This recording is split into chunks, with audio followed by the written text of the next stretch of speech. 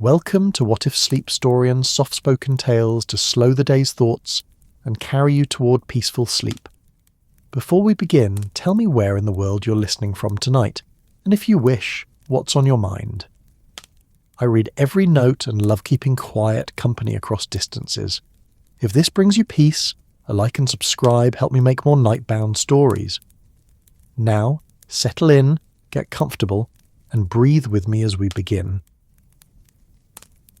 The morning fog pressed itself against the windows of 221B Baker Street like a curious cat, its grey fingers tracing patterns on the glass that seemed to shift and dance in the early light. Inside, the familiar weight of Victorian domesticity settled over the rooms with the gentle persistence of well-worn wool, the kind of comfort that comes not from luxury, but from the quiet accumulation of shared routines, of mornings begun in precisely the same way for months, perhaps years on end.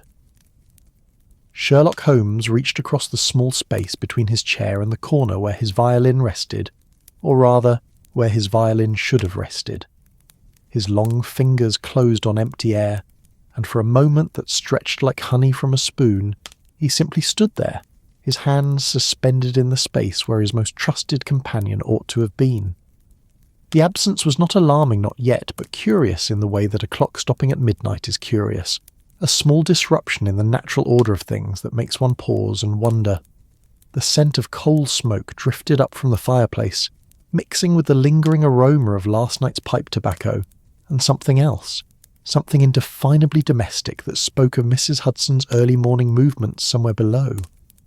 London was awakening beyond the fog-kissed windows, and with it came the familiar symphony of the city's morning ritual. The distant clip-clop of horse hooves on cobblestones, the muffled calls of early vendors, and the gentle chiming of church bells that seemed to float through the thick air like notes from some celestial orchestra. Watson stirred in his chair beside the fireplace, his medical journal sliding slightly down his chest as he emerged from that pleasant space between sleep and waking that characterises the hours just after dawn.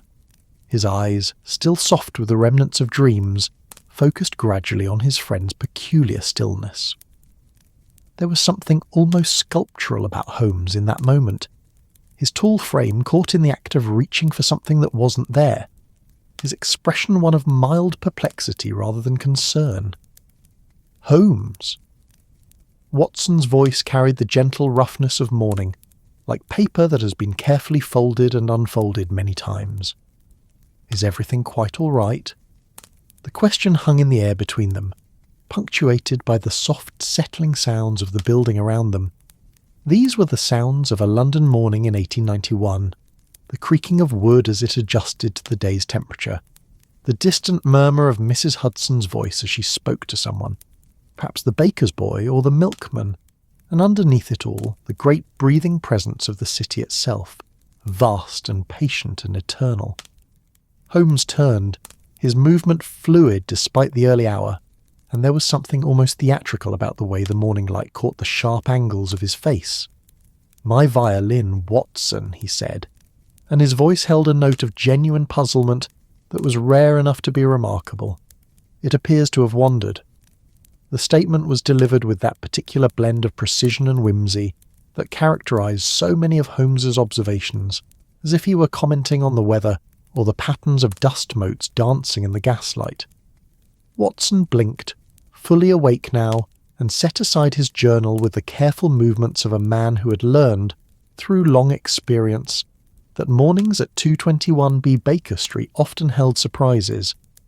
The room around them told its own story of Victorian masculine domesticity. Books were stacked in precarious towers on every available surface, their leather bindings worn smooth by countless readings. Scientific instruments shared space with tobacco tins and correspondence, while newspapers from the previous day lay folded and refolded, marked with the evidence of thorough perusal. The wallpaper, a deep burgundy pattern that Mrs. Hudson had selected for its ability to hide stains and its general air of respectability, seemed to absorb the morning light and hold it like a secret. "Wandered?" Watson repeated, and there was gentle amusement in his voice. After years of friendship with the world's only consulting detective, he had developed a certain immunity to surprise, but also an appreciation for the small mysteries that seem to follow Holmes like faithful dogs. Violins don't typically wander, my dear fellow. They're rather like good patients, they tend to stay where you put them.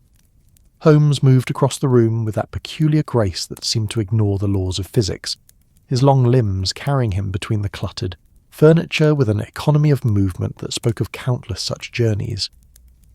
He paused at the window, one hand resting on the sill, and gazed out at the fog-wrapped street below. The gas lamps were still burning, their flames small and steady against the grey morning, and somewhere in the distance a church bell chimed the hour with the patient persistence of centuries. "Indeed," Holmes murmured, and Watson could hear the wheels of deduction beginning to turn, that familiar mental machinery that could transform the most mundane occurrence into something worthy of investigation. And yet, here we are on a Tuesday morning in November, and my violin has apparently decided to exercise its independence. The morning routine at 221B Baker Street was as fixed as the movements of the celestial bodies, though perhaps not quite as predictable. Holmes would rise, usually before dawn, and spend the first hour of daylight in what he called his mental exercises, a series of violin pieces that seemed to tune not only the instrument, but his own mind for the day ahead. Watson would join him shortly after, settling into his chair with a cup of Mrs. Hudson's excellent tea and whatever medical journal had most recently captured his attention.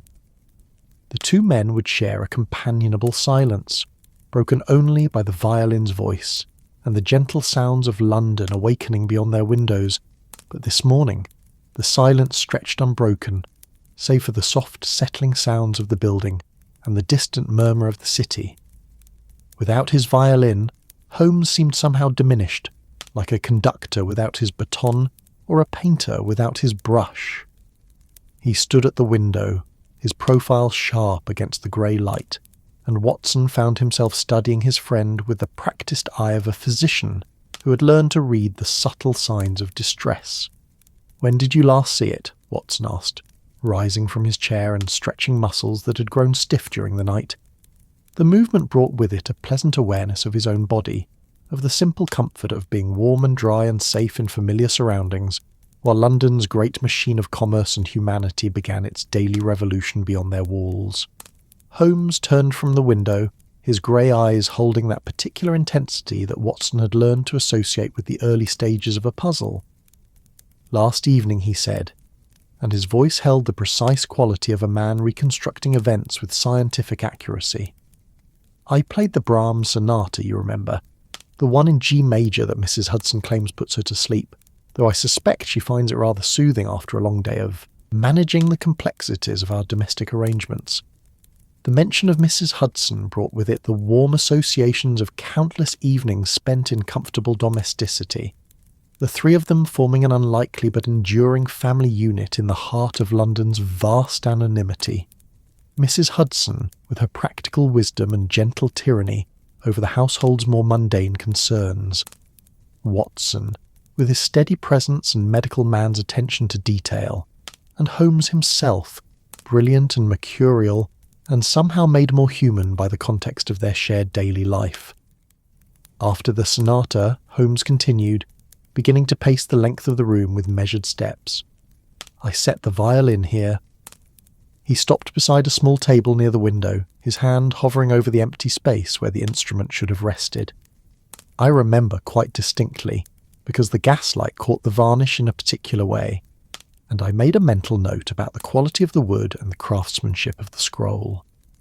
Watson nodded, recognising the precision of recall that was characteristic of his friend's mind. Holmes possessed what seemed to be perfect memory for certain categories of information, anything that might potentially be relevant to a case, any detail that deviated from the expected pattern, any small anomaly in the great tapestry of London life that surrounded them. The placement of a violin after an evening's practice would certainly qualify as worthy of such attention. The fog outside seemed to be lifting slightly, revealing glimpses of the street below through its shifting curtains. A milk cart rattled past, its driver calling out his wares in a voice that had been trained by years of early morning announcements. Somewhere nearby, a door opened and closed, followed by the sound of footsteps on cobblestones, the beginning of London's daily exodus, as its citizens emerged from their homes to engage with the great dance of commerce and survival that characterised Victorian city life. "And you're quite certain you placed it there?" Watson asked, though the question was more form than substance. Holmes's memory for such details was legendary, and Watson had learned long ago not to doubt his friend's recollection of physical facts, however minor they might seem. "Absolutely certain," Holmes replied, and there was something almost pleased in his voice, as if the mystery of the missing violin provided a welcome distraction from whatever more mundane concerns might otherwise occupy his morning. "I can see it still, the way the light fell across the strings, the small imperfection in the varnish near the chin rest, the particular angle at which the bow was resting."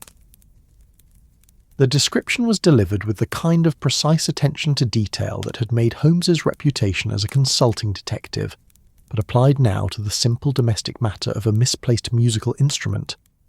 There was something almost endearing about the way his formidable analytical powers could be brought to bear on such a trivial concern, like watching a master craftsman use his finest tools to repair a child's toy. A soft sound from below caught their attention, the familiar creak of floorboards that announced Mrs. Hudson's approach up the 17 steps that separated their flat from the rest of the building. The sound was as regular as clockwork, part of the morning ritual that had structured their days for so many months.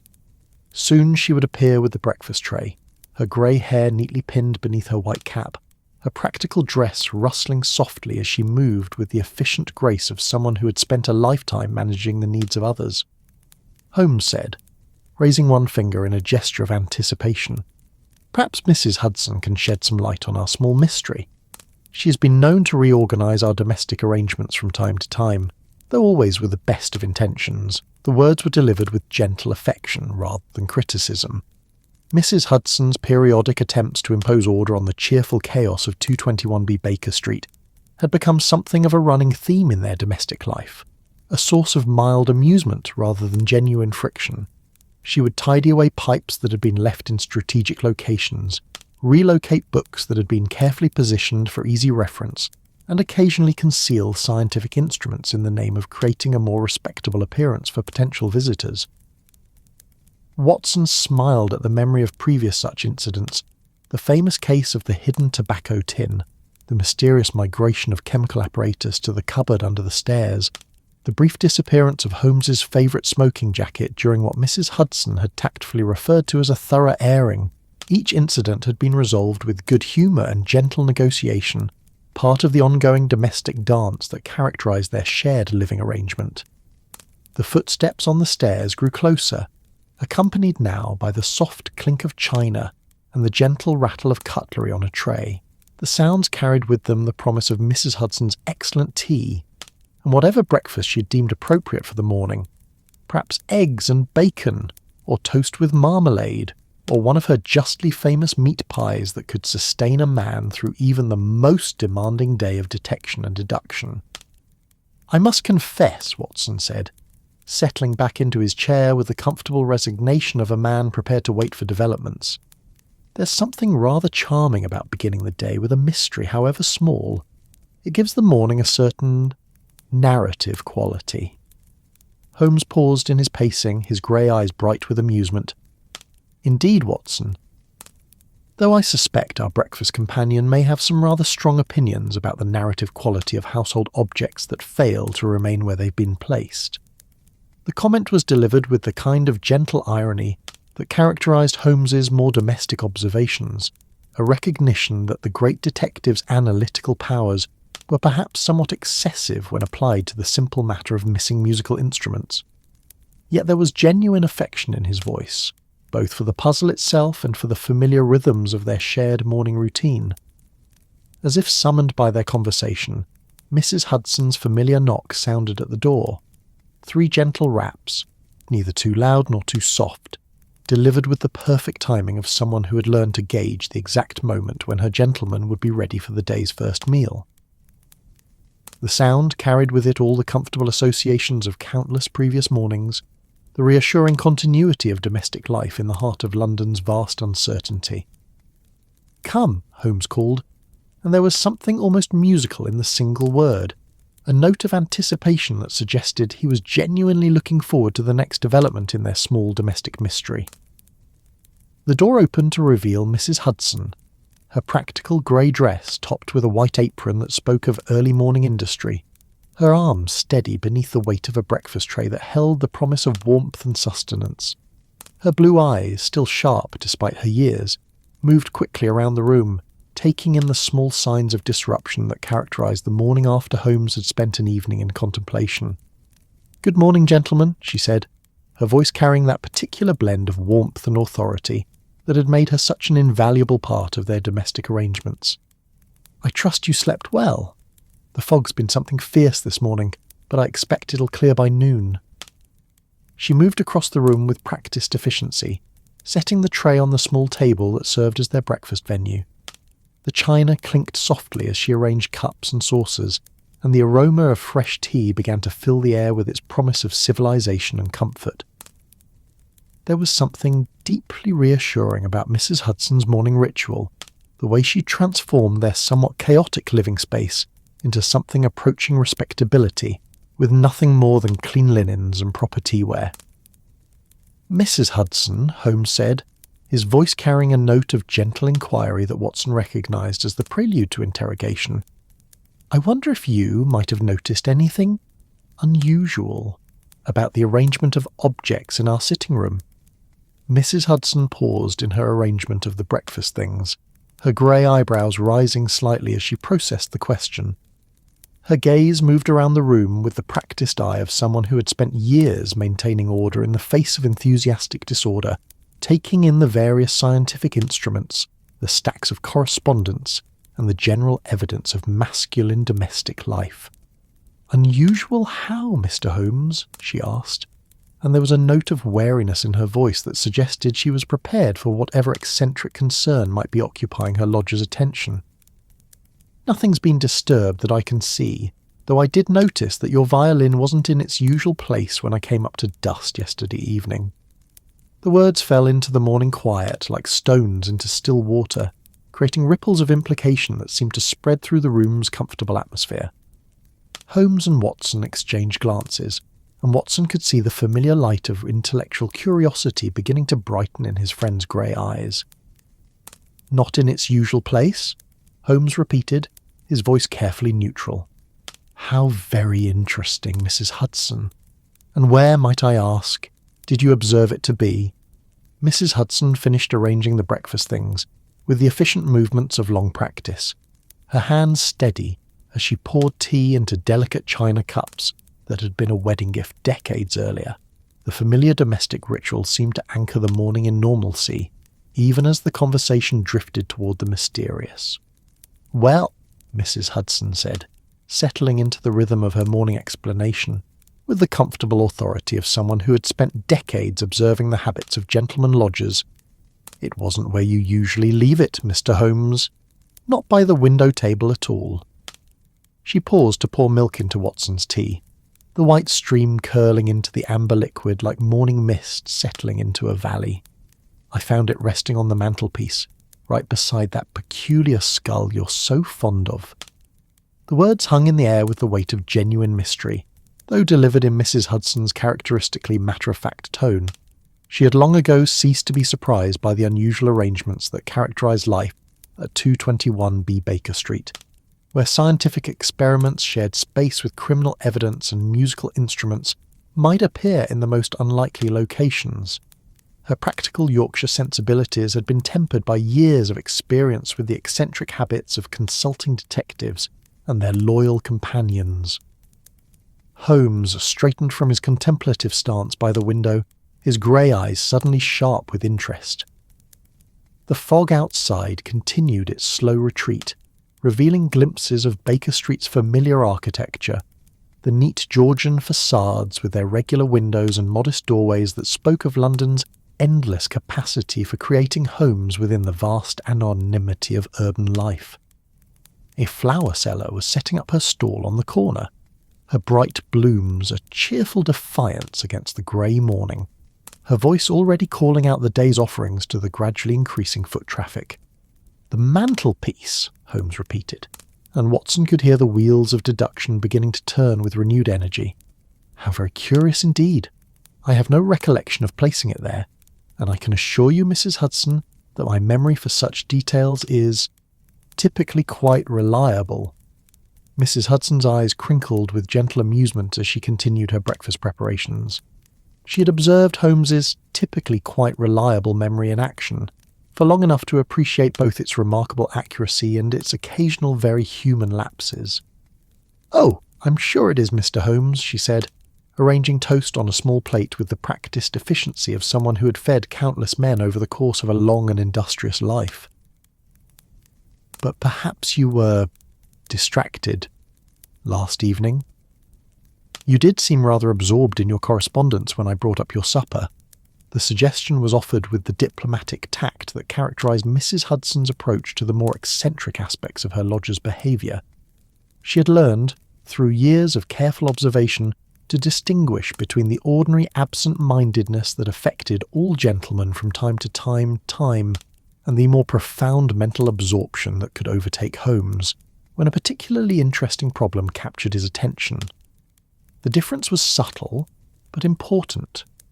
The first required gentle reminders and patient management, while the second demanded respect for the mysterious processes of genius at work.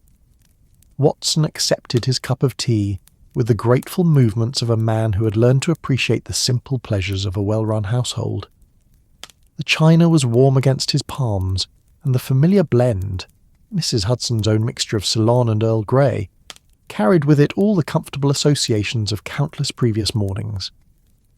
He settled back in his chair, positioning himself to observe both his friend's growing fascination with the mystery and Mrs. Hudson's gentle management of their domestic arrangements. "Distracted," Holmes mused, beginning to pace the length of the sitting room with measured steps that carried him between the familiar obstacles of their shared living space. "Yes, I suppose I might have been somewhat preoccupied with the Whitechapel matter, though I must confess, Mrs. Hudson, I have absolutely no memory of moving the violin from its customary position."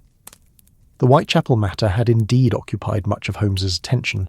In recent weeks, not the notorious murders that had captured the public imagination several years earlier, but a more mundane case involving forged documents and questionable property transactions that had nonetheless presented some interesting challenges in the analysis of handwriting and paper quality.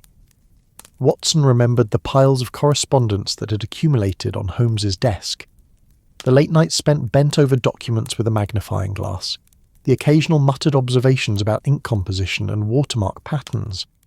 Mrs. Hudson nodded with the understanding of someone who had witnessed many such periods of intense concentration. "I thought as much," she said, setting a plate of eggs and bacon before Watson with movements that were both efficient and somehow maternal. "You had that look about you, the one you get when you're wrestling with something particularly stubborn. Like a terrier with a bone, if you'll pardon the comparison." The comparison drew a small smile from Holmes, who paused in his pacing to accept his own plate of breakfast.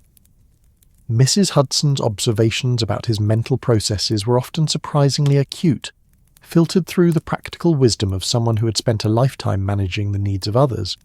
Her metaphors might lack scientific precision, but they frequently captured essential truths about human behaviour that more formal analysis might miss. "A terrier with a bone," Holmes repeated, settling into his chair with the fluid grace that characterised his movements. "I rather like that, Mrs. Hudson. Though I must point out that terriers, however determined, rarely relocate musical instruments without conscious intention." The sitting room around them bore witness to the accumulated layers of their shared domestic life. Books and papers formed small archipelagos of intellectual activity on every available surface, while scientific instruments gleamed dully in the morning light that filtered through the windows. The skull that Holmes had mentioned, a memento from his university days, grinned from its position on the mantelpiece with the eternal good humour of the long-deceased, surrounded by pipes, tobacco tins, and the various small objects that accumulate in any gentleman's quarters. Watson found himself studying the mantelpiece with new interest, trying to imagine the violin resting beside the skull in the arrangement that Mrs. Hudson had described. The image was oddly appealing. the polished wood and gleaming strings of the musical instrument in juxtaposition with the stark white bone, representing perhaps the twin aspects of Holmes's character: the artistic sensibility that found expression in music, and the analytical mind that found truth in the examination of evidence, however grim. "Now that you mention it," Watson said, cutting his eggs with the precise movements of a man trained in surgical procedures, "I do recall hearing you play rather later than usual last evening. The Brahms, as you said, but also something else, something I didn't recognise. A rather haunting melody, actually." Holmes paused with his fork halfway to his mouth, his grey eyes suddenly focused with the intensity that Watson had learned to associate with significant revelations. "Haunting?" he repeated. "I played only the Brahms, Watson. I'm quite certain of that. My repertoire for last evening was deliberately limited. The statement hung in the air between them, carrying implications that seemed to shift and multiply like shadows in firelight." Mrs. Hudson, who had been arranging items on the breakfast tray with her usual efficiency, stilled her movements and looked up with the sharp attention of someone who recognised the signs of a mystery deepening beyond the boundaries of simple domestic confusion. "But I heard it quite distinctly," Watson continued, his medical training asserting itself in the precise recall of sensory details. "After the Brahms, there was a pause, perhaps 10 minutes, and then this other piece. Something in a minor key, rather melancholy, with a particularly beautiful passage in the upper registers.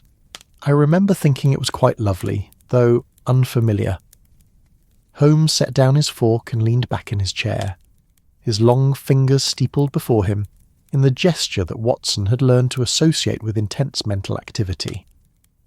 The morning light, growing stronger as the fog continued its retreat, illuminated the sharp planes of his face and caught the silver threads that had begun to appear in his dark hair, subtle signs of the passage of time that spoke of years spent in the pursuit of truth through the labyrinthine complexities of human behaviour.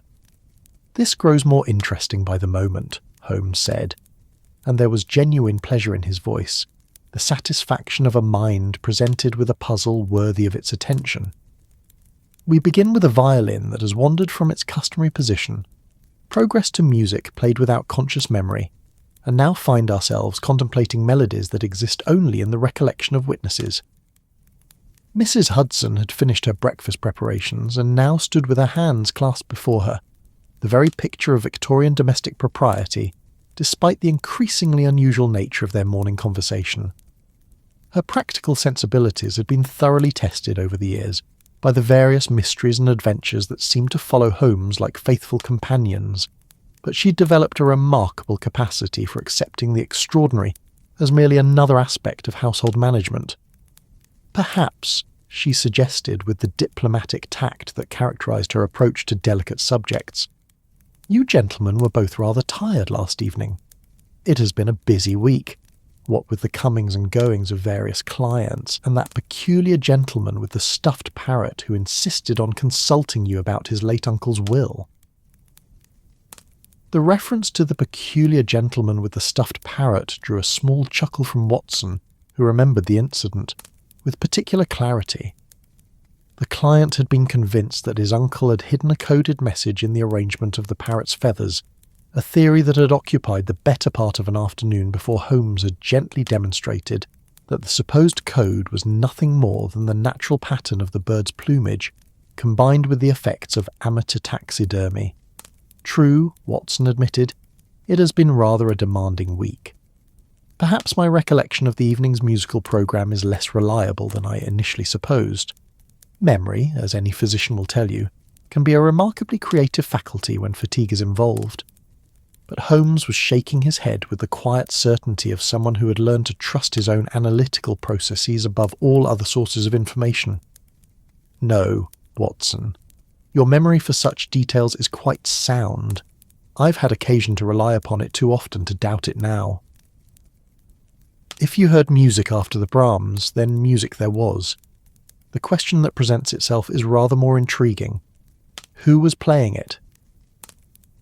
The implications of the question seemed to settle over the breakfast table like a fine mist, touching everything with a subtle suggestion of the uncanny. Mrs. Hudson's practical eyebrows drew together in a small frown of concentration, while Watson found himself reviewing the events of the previous evening with the methodical attention that his medical training had taught him to apply to the analysis of symptoms and their potential causes. Well, Mrs. Hudson said with the determined practicality that had carried her through decades of managing unusual households, I suppose the first thing to do is to have a proper look around. If the violin has moved itself once, perhaps it's moved itself again. Musical instruments can be like cats. Sometimes they have their own ideas about where they ought to be. The comparison was delivered with such matter-of-fact authority that it somehow made perfect sense, despite its complete defiance of the laws of physics as generally understood.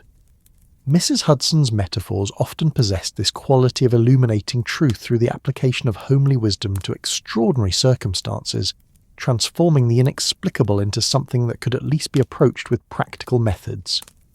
Holmes rose from his chair with renewed energy, the prospect of systematic investigation clearly appealing to his methodical nature. An excellent suggestion, Mrs. Hudson.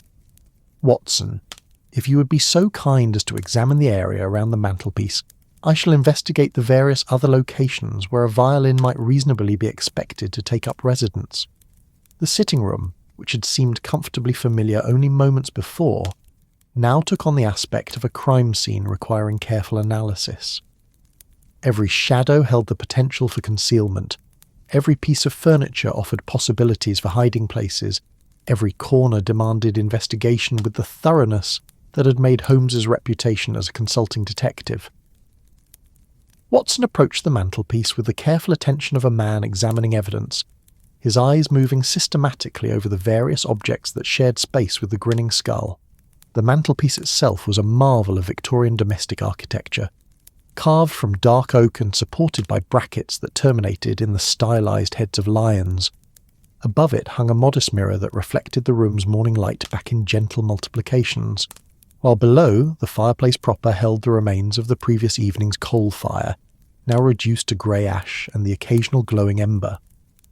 The whole arrangement spoke of the comfortable prosperity of the professional classes, neither ostentatious nor austere, but solid and reassuring in its adherence to the established conventions of masculine domestic life. I can see where it might have rested, Watson reported, indicating a clear space between the skull and a small bronze figurine of a rearing horse. The dust pattern suggests that something roughly the size and shape of a violin case was indeed placed here, though when or by whom remains unclear. Mrs. Hudson nodded with satisfaction at this confirmation of her earlier observation. Her skills as a housekeeper had been honed by years of maintaining order in environments that seemed to generate chaos through the simple process of being inhabited by gentlemen with active minds and irregular habits. She possessed an almost supernatural ability to detect the subtle signs of objects moved displaced or otherwise disturbed from their customary positions. Holmes, meanwhile, had begun a systematic examination of the room's various nooks and corners, his movements precise and economical, as he investigated each potential hiding place, with the thoroughness of a man trained to overlook nothing. He peered behind the window curtains, examined the space beneath the sofa, and even opened the door of the small cabinet where they kept their better bottles of brandy and whiskey for entertaining clients, or celebrating the successful conclusion of particularly challenging cases. "The violin is most definitely not in any of its usual haunts," he announced after several minutes of careful searching. "Nor, I might add, is it in any of its unusual haunts, of which there have been a surprising number over the years. It seems to have achieved a state of existence that transcends the normal boundaries of physical location." The observation was delivered with Holmes's characteristic blend of precision and whimsy, suggesting both genuine puzzlement and a certain appreciation for the aesthetic qualities of a well-constructed mystery. Watson had observed this tendency before, his friend's ability to find intellectual pleasure in problems that might frustrate or alarm a more conventional mind, treating each new puzzle as an opportunity for mental exercise rather than a source of concern. Mrs. Hudson, who had been observing their search with the patient attention of someone accustomed to the investigative methods of consulting detectives, now cleared her throat with the gentle authority of a housekeeper preparing to make an important announcement. "If I might suggest, gentlemen," she said, "perhaps we should consider the possibility that the violin has been borrowed by someone with a legitimate reason for needing it." The suggestion introduced a new dimension to their mystery, transforming it from a matter of simple misplacement to one involving human agency and intention. Holmes paused in his examination of a bookshelf to consider the implications, his grey eyes bright with the pleasure of intellectual challenge, while Watson found himself reviewing their recent interactions with visitors, clients, and the various other individuals who might have had occasion to enter their sitting room.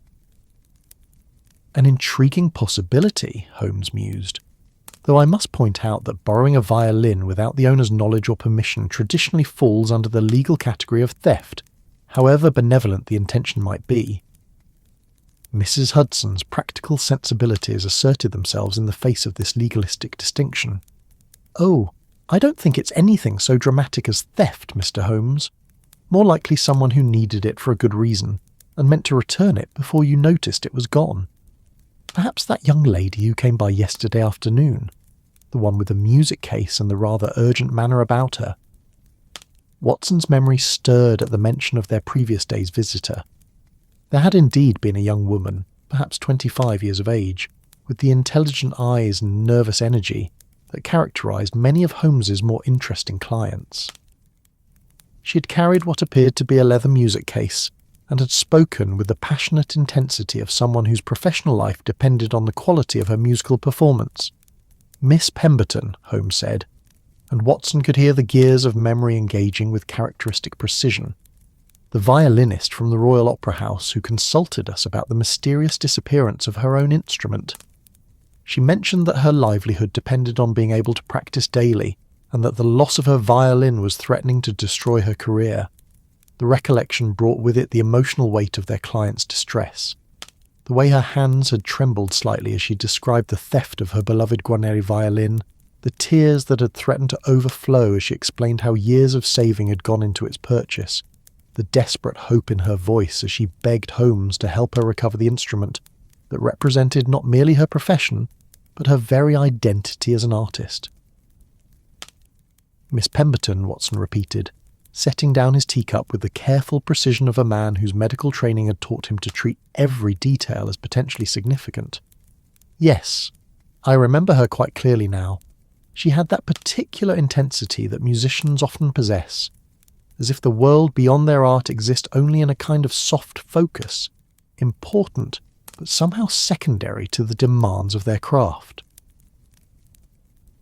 The morning light had grown stronger while they breakfasted and theorised, and now it streamed through the windows of 221B Baker Street with the golden clarity that sometimes emerges after London's fog has spent its early energy and retreated to lurk in the shadows between buildings.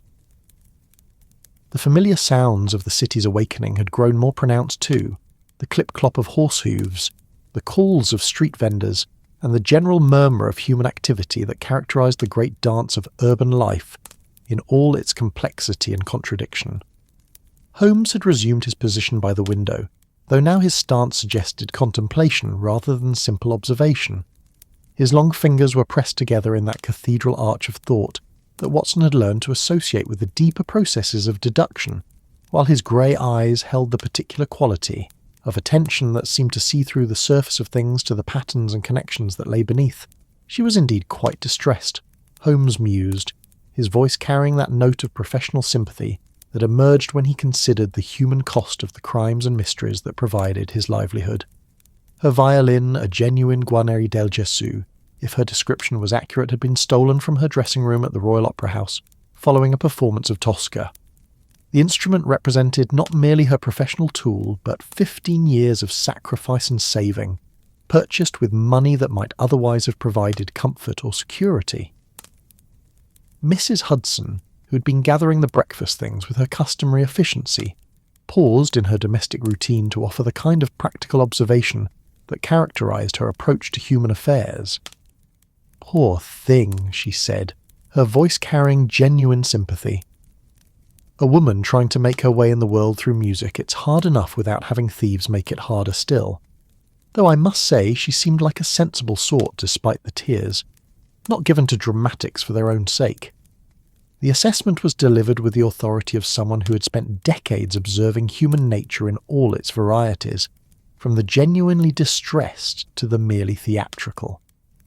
Mrs. Hudson possessed an almost supernatural ability to distinguish between authentic emotion and performance, a skill that had proven invaluable during the various consultations and investigations that constituted the daily business of 221B Baker Street.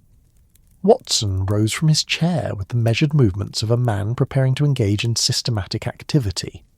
His medical training had instilled in him a deep appreciation for methodical approaches to problem-solving, and the mystery of the missing violin seemed to call for exactly the kind of careful, step-by-step investigation that had served him well during his years of clinical practice. If Holmes represented the intuitive leap of genius, Watson embodied the patient accumulation of evidence and the logical progression from observation to conclusion. "With your permission, Holmes," he said, beginning to move around the sitting room with the careful attention of a physician examining a patient, "I should like to conduct a more thorough search of our quarters. If Miss Pemberton did indeed borrow your violin, and I emphasise that we're merely exploring possibilities at this stage, then there should be some evidence of her presence beyond our recollections of yesterday's consultation." Holmes nodded his approval, recognising in his friend's proposal the kind of systematic approach that complemented his own more intuitive methods. Their partnership had been built on exactly this foundation, the marriage of inspiration and methodology, of brilliant insight and patient verification. Where Holmes might leap to conclusions that were ultimately correct, but difficult to prove, Watson provided the careful documentation and logical framework that transformed theories into evidence. The sitting room, viewed now as a potential crime scene, or at least the location of unauthorised borrowing, took on new aspects and revealed details that had been invisible during their normal domestic routine. Watson began his investigation at the door, examining the area around the handle and lock for any signs of disturbance, then moved systematically along the walls, checking each piece of furniture and every surface where someone might have rested an object or left behind some trace of their presence. Mrs. Hudson watched this process with the fascinated attention of someone observing professional expertise in action. She had witnessed many of Holmes's investigations over the years, but Watson's approach possessed a different quality, less theatrical perhaps, but no less thorough, characterised by the kind of patient attention to detail that medical diagnosis required. There was something deeply reassuring about his methodical progress around the room, as if order could be imposed on mystery through the simple application of systematic observation. "The carpet here," Watson announced, crouching beside Holmes's chair with the focused intensity of a man examining symptoms, "shows signs of recent disturbance. Not dramatic, merely the impression of someone having stood here for several minutes, shifting their weight from foot to foot in the manner of a person experiencing nervous tension." He traced the area with his finger, outlining the subtle depressions in the pile that spoke of human presence. The carpet itself was a modest Persian design that had seen years of faithful service, its colours softened by time and wear, but still beautiful in the way that only genuine craftsmanship could achieve. Mrs. Hudson took particular pride in maintaining its appearance, and any disturbance to its normal pattern would be as obvious to her trained eye as a fever to Watson's medical observation. Miss Pemberton did seem rather agitated during our consultation, Holmes observed from his position by the window. She paced quite extensively while recounting the circumstances of her violin's disappearance. "The pattern you've observed would be entirely consistent with her nervous energy-seeking expression through physical movement." Watson nodded, making a mental note of this correlation between physical evidence and behavioural observation. He continued his circuit of the room, pausing at the small table where Holmes customarily left his correspondence to examine the arrangement of papers and letters with the systematic attention that medical training had made second nature. Each object was studied not merely for its own characteristics, but for its relationship to the objects around it, for signs of disturbance or displacement that might indicate the presence of unauthorized visitors. "The correspondence has been examined," Watson reported after several minutes of careful study. "Not merely read, but physically handled by someone other than ourselves. The papers show finger marks that are smaller and more delicate than either of ours, and there are traces of what appears to be rosin dust, the substance that violinists apply to their bowstrings to improve their grip. The discovery sent a small thrill of satisfaction through Watson's systematic mind, the pleasure of finding concrete evidence to support theoretical possibilities. Mrs. Hudson moved closer to observe this revelation, her practical curiosity engaged by the notion that domestic objects could reveal secrets about the people who had touched them. The idea seemed to appeal to her housekeeping sensibilities, the notion that nothing escaped observation if one knew how to look properly. Holmes turned from the window with renewed interest, his analytical faculties clearly engaged by Watson's methodical approach to evidence gathering. "Rosin dust," he repeated, and there was genuine appreciation in his voice for the significance of such a find. "An excellent observation, Watson. Professional musicians carry traces of their craft with them as surely as physicians carry the scent of carbolic acid, or bakers the perfume of flour and yeast." The comparison was apt, Watson reflected, as he continued his systematic examination of the room's contents. Every profession left its mark on those who practiced it, creating a kind of invisible signature that trained observers could read as easily as written documents. The calluses on a violinist's fingertips, the particular posture that years of holding an instrument created, the habits of attention and movement that performance demanded, all of these became part of the person in ways that extended far beyond the formal boundaries of their working hours. "Here," Watson announced, having moved to the area around the mantelpiece where Mrs. Hudson had reported finding the violin. The surface shows clear evidence of having supported a violin case for an extended period. The dust pattern is quite distinct, and there are small scratches in the wood that suggest the case was moved several times, as if someone were adjusting its position or checking its contents. Mrs. Hudson leaned forward to examine the evidence with the interested attention of someone whose professional life had been built on the observation of such details. Her practiced eye could read the signs of human activity in domestic spaces with an accuracy that rivaled Holmes's ability to deduce character from physical appearance, and she nodded with satisfaction at Watson's discoveries. "That would explain the sounds I heard from upstairs," she said, her voice carrying the certainty of someone whose theories had been confirmed by evidence. "Not loud sounds, you understand, but the kind of small noises that houses make when people are moving about carefully, trying not to disturb others. I thought perhaps Mr. Holmes was having difficulty sleeping and had risen to pace or read, but now it seems more likely that we had a visitor with a very specific purpose in mind." The notion of their sitting room being occupied by an unauthorized visitor during the night hours was somewhat unsettling, yet the evidence seemed to support exactly such a conclusion. Watson found himself imagining Miss Pemberton moving quietly through their domestic space, driven by the desperate need to practice her art, and perhaps hoping to return Holmes's violin before its absence was discovered. The image was both touching and troubling, the dedication of an artist pushed to extremity by circumstances beyond her control. "The window latch," Watson continued, having moved his investigation to examine the possible means of entry and exit, shows signs of recent manipulation. Not forced, but carefully worked by someone with delicate fingers and considerable patience. The mechanism has been oiled recently as well, not with our usual household lubricant, but with something finer, perhaps the kind of preparation that musicians use to maintain their instruments. Holmes joined Watson at the window, his tall frame casting a shadow across the evidence as he bent to examine the latch mechanism with the focused intensity that characterized his approach to physical clues. The morning light revealed tiny scratches and wear patterns that told their own story of careful manipulation, of someone taking considerable time and trouble to gain entry without causing damage or leaving obvious signs of their presence. "Masterfully done," Holmes observed with something approaching professional admiration. "This represents the work of someone with both manual dexterity and mechanical understanding. Miss Pemberton, in addition to her musical talents, appears to possess certain practical skills that speak of a resourcefulness born of necessity."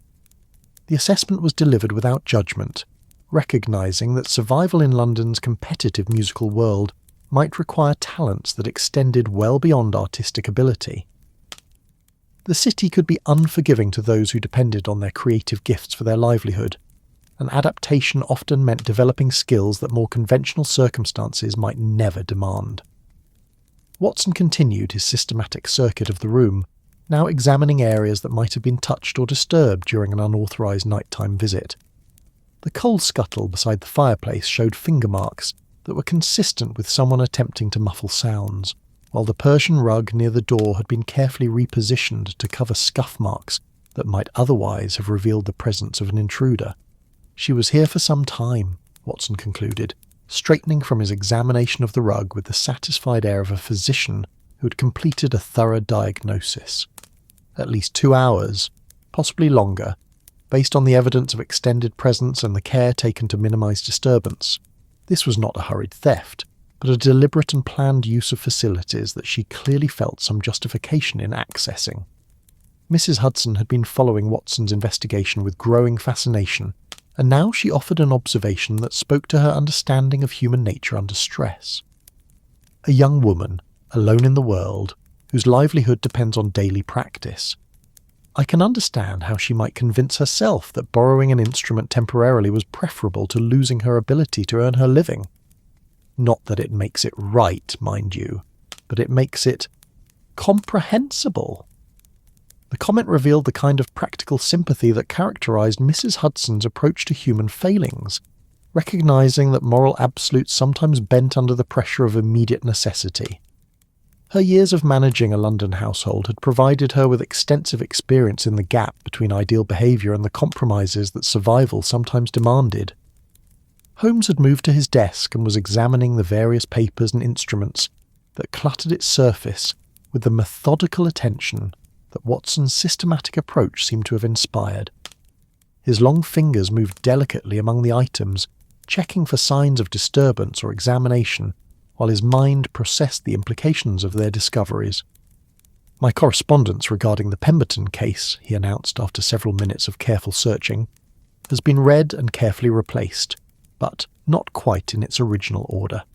Someone has studied our notes and conclusions about the theft of her violin, possibly seeking information about our progress in the investigation, or hoping to understand what leads we might be pursuing." The discovery added another layer to their understanding of their nighttime visitors' motivations and activities. This was not simply a desperate artist seeking access to an instrument for practice, but someone conducting research into the investigation of her own case. Behaviour that suggested either genuine concern about the progress of their work or perhaps something more complex and potentially troubling. Watson paused in his own investigations to consider the implications of Holmes's discovery.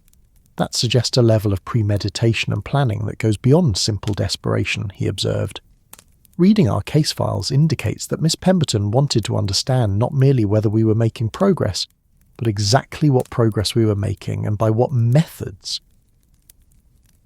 The distinction was important, speaking to questions of trust and transparency that went to the heart of the relationship between consulting detective and client. Most clients were content to allow Holmes to pursue his investigations without detailed knowledge of his methods, trusting in his reputation and expertise. Those who felt compelled to conduct their own research into the investigation often had reasons that extended beyond simple curiosity. Mrs. Hudson, who had been listening to this exchange with the attentive interest of someone following a particularly engaging story, now offered another piece of domestic intelligence that seemed relevant to their growing understanding of the previous evening's events. "I did notice that the small window in the scullery was unlatched this morning when I came down to start the fires. I thought perhaps the wind had blown it open, but now I wonder if it might have provided another means of entry or exit." The scullery window was located at the rear of the building, opening onto a narrow alley that provided access for tradesmen and servants, while remaining largely invisible to the casual observation of passers-by. It would represent an ideal route for someone seeking to enter or leave the building without attracting attention, particularly during the early hours of the morning when London's streets were largely deserted except for the most dedicated workers and the occasional late-night reveller making their way home. Watson moved immediately to examine this new piece of evidence, his medical training having taught him never to dismiss seemingly minor details that might prove significant in the broader pattern of symptoms and causes. The scullery itself was a model of Victorian domestic efficiency, with its copper sink and neat arrangements of cleaning supplies speaking to Mrs. Hudson's competent management of household affairs. The window shows clear signs of recent use, Watson reported, after a careful examination of the latch and frame. The mechanism moves more easily than it should after being closed throughout the winter months, and there are traces of the same fine oil that we observed on the sitting room window. Our visitor was clearly prepared for the mechanical challenges that her plan might encounter. The discovery completed the picture of their nighttime visitors' activities with satisfying completeness. Miss Pemberton had entered through the scullery window, made her way upstairs to their sitting room, borrowed Holmes's violin for an extended period of practice, conducted some research into the progress of her own case, and then departed by the same route, taking considerable care to minimise the evidence of her presence while she was about it. Holmes stood in the centre of the sitting room, his grey eyes bright with the intellectual satisfaction that came from seeing the pieces of a puzzle arrange themselves into coherent patterns. "Watson," he said, and his voice carried a note of genuine appreciation for his friend's methodical approach to investigation. "Your systematic examination has revealed a narrative that speaks to both desperation and ingenuity. Miss Pemberton's visit was neither random nor impulsive, but carefully planned and skillfully executed. The morning had progressed while they conducted their investigation, and now the sounds from the street below suggested that London had fully awakened to its daily routine. The fog had retreated entirely, leaving the air clear and bright with the kind of crisp clarity that sometimes blessed November mornings in the great city. Church bells chimed the hour with their ancient authority, while the clip-clop of horse hooves and the calls of street vendors created the familiar symphony of urban commerce. Mrs. Hudson began gathering the evidence of their breakfast, her movements efficient and practised as she restored order to their domestic space. But her attention remained focused on the mystery that had transformed their ordinary morning routine into something approaching an investigation, and her practical mind was clearly working to understand the human motivations that lay behind the night's unusual events. "So, what do we do now?" she asked, her voice carrying both curiosity about the resolution of their small mystery and concern for the young woman whose desperation had driven her to such extraordinary measures.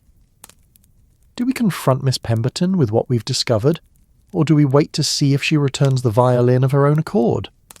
The question touched on the ethical complexities that often arose in Holmes's work, the tension between the requirements of justice and the demands of human understanding. Miss Pemberton had clearly committed what legal authorities would classify as breaking and entering, followed by theft, regardless of her intentions or the temporary nature of her borrowing. Yet her circumstances and motivations complicated any simple application of legal remedies. Watson found himself torn between his natural sympathy for a fellow professional, struggling to maintain her livelihood, and his respect for the legal and moral principles that governed civilized society. The violin's unauthorized borrowing represented a violation of property rights and personal privacy, but it also spoke to the kind of desperation that could drive otherwise ethical people to extraordinary measures.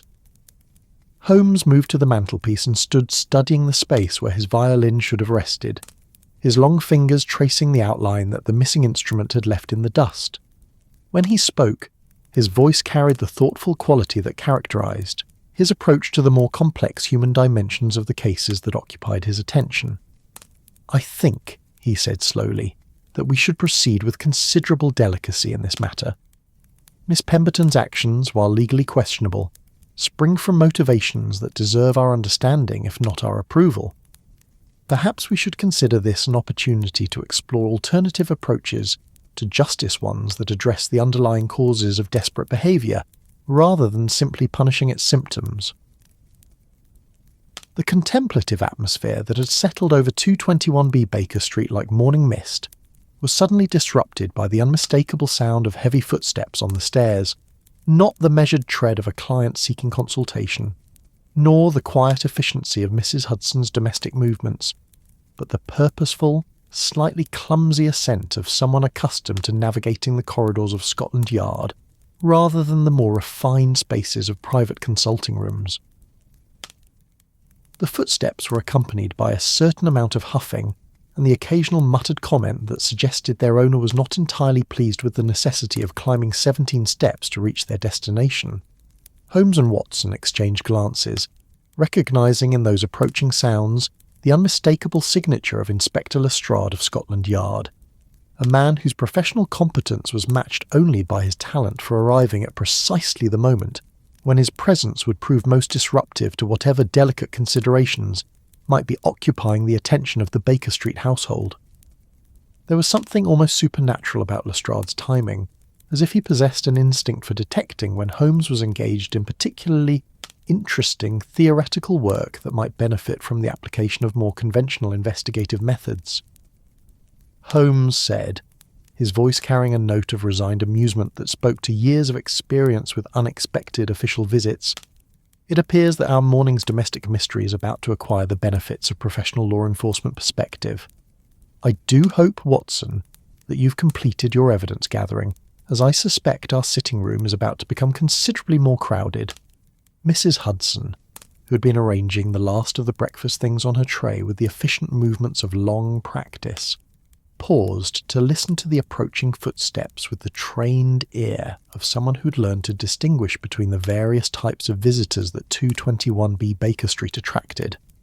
Her expression suggested both resignation and a certain protective concern for the domestic harmony that Lestrade's visits sometimes disrupted, particularly when they involved official business that transformed their comfortable sitting room into something resembling a police station. Inspector Lestrade, she observed with the diplomatic tact that characterised her approach to the various professional relationships that intersected at Baker Street, always did have a talent for arriving just when the tea was getting cold. "Shall I prepare another cup, gentlemen, or would you prefer to conduct your business without the civilising influence of proper refreshments?" The question was delivered with the kind of gentle irony that Mrs. Hudson had perfected over years of managing the intersection between domestic comfort and professional necessity. She understood better than anyone the delicate balance required to maintain a household that served simultaneously as private residence and consulting office, and her skill in navigating these complexities had made her an invaluable part of their somewhat unconventional domestic arrangement. The footsteps reached the landing outside their door, followed by a moment of silence that suggested Lestrade was gathering himself for whatever official business had brought him to Baker Street at such an early hour. The pause was broken by a firm, authoritative knock, not the gentle tap of a client seeking discretion, but the confident rap of someone accustomed to gaining entry to premises in the name of Her Majesty's government and the maintenance of public order. "Come," Holmes called, settling himself into his chair with the fluid grace that characterised his movements and adopting the expression of polite interest that he typically wore when receiving official visitors. Watson remained standing beside the mantelpiece, his position allowing him to observe both their guest and the physical evidence they had discovered during their morning's investigation. The door opened to reveal Inspector Lestrade in all his professional glory, a compact, energetic man whose practical brown suit and carefully trimmed whiskers spoke to the serious business of criminal investigation, while his slightly flushed complexion suggested that the climb to the second floor had provided more exercise than his sedentary office work typically demanded.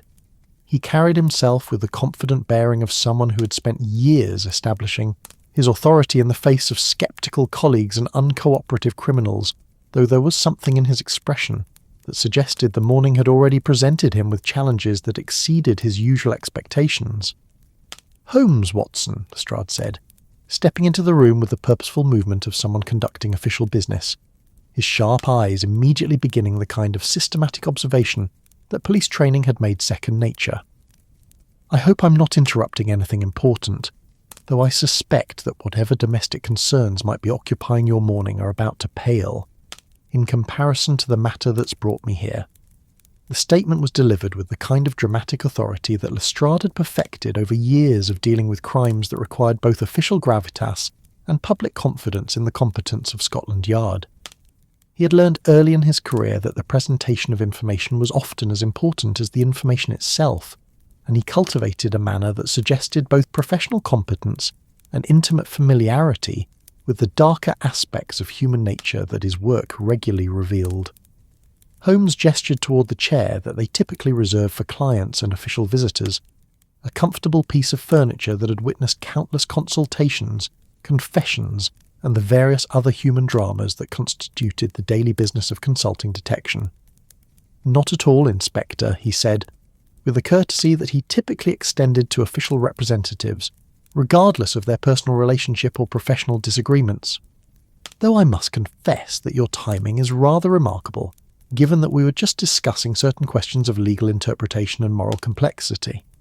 Lestrade settled himself into the offered chair with the satisfied air of someone who had successfully completed the first stage of an official visit, though his expression suggested that he was somewhat puzzled by Holmes's reference to legal and moral questions. His experience with the consulting detective had taught him to be wary of theoretical discussions that might complicate what he preferred to approach as straightforward matters of evidence, testimony, and the application of established legal procedures.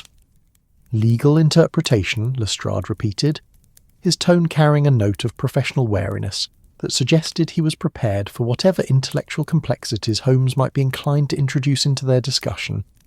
"I do hope you haven't become involved in one of those philosophical puzzles that seem to fascinate university professors, but provide little practical guidance for those of us who must deal with actual crimes committed by real criminals."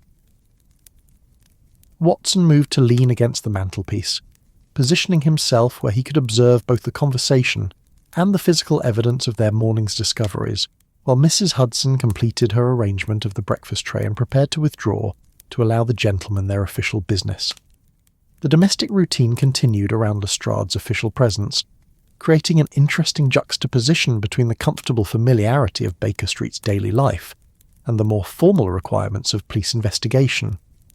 "On the contrary," Holmes replied, his voice carrying that note of intellectual enthusiasm that emerged when he encountered opportunities to explore the theoretical foundations of criminal behaviour, "I suspect that our morning's discoveries may prove remarkably relevant to whatever matter has brought you to our door. But please, Inspector, do tell us what urgent business of Scotland Yard requires consultation at such an early hour." Lestrade reached into his jacket and withdrew a small leather notebook, of the type favoured by police officers for recording the details of criminal investigation names, addresses, witness statements, and the various other minutiae that formed the foundation of successful prosecutions. He opened it with the careful movements of someone who had learned to treat such documents as potentially crucial evidence, then cleared his throat in preparation for what was clearly going to be an official recitation of facts and circumstances. "We've had a most unusual case reported to us," Lestrade began, his voice taking on the formal tone that characterised official police business, involving the theft of a valuable musical instrument from the Royal Opera House. "The victim is a young violinist named Miss Catherine Pemberton, whose violin, apparently worth several £100s, was stolen from her dressing room following a performance of Tosca 3 nights ago." Watson felt a small thrill of recognition at the familiar name and circumstances, while Holmes maintained the expression of polite interest that he typically wore when receiving information that confirmed his existing theories. Mrs. Hudson, who had been preparing to leave the gentlemen to their official business, paused in her domestic routine with the alert attention of someone who recognised the significance of coincidental connections. "The theft itself seems straightforward enough," Lestrade continued, consulting his notebook with the methodical attention that police training had made habitual, "but there are certain irregularities in the case that have prompted Scotland Yard to seek your unofficial consultation.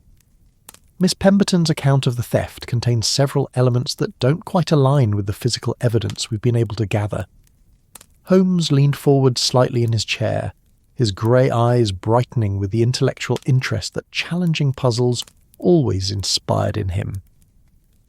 "Irregularities?" he inquired, his voice carrying just enough curiosity to encourage Lestrade to elaborate without revealing his own extensive knowledge of the case and its principal victim.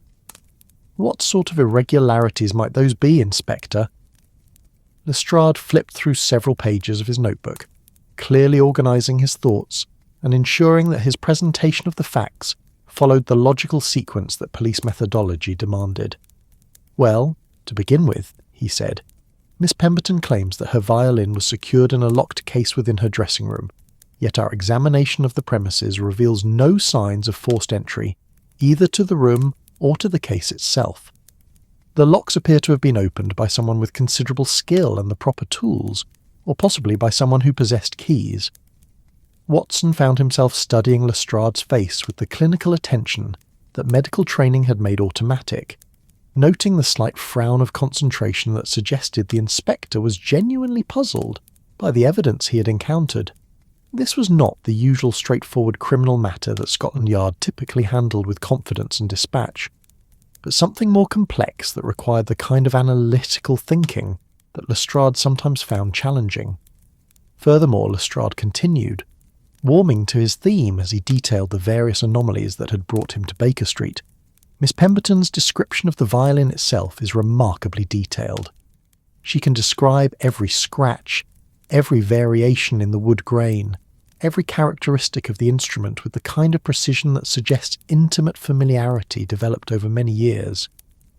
Yet when we asked her to provide documentation of her ownership insurance papers, purchase receipts, or other proof that the instrument was indeed hers, she became evasive and claimed that all such documents had been destroyed in a fire at her lodging several months ago.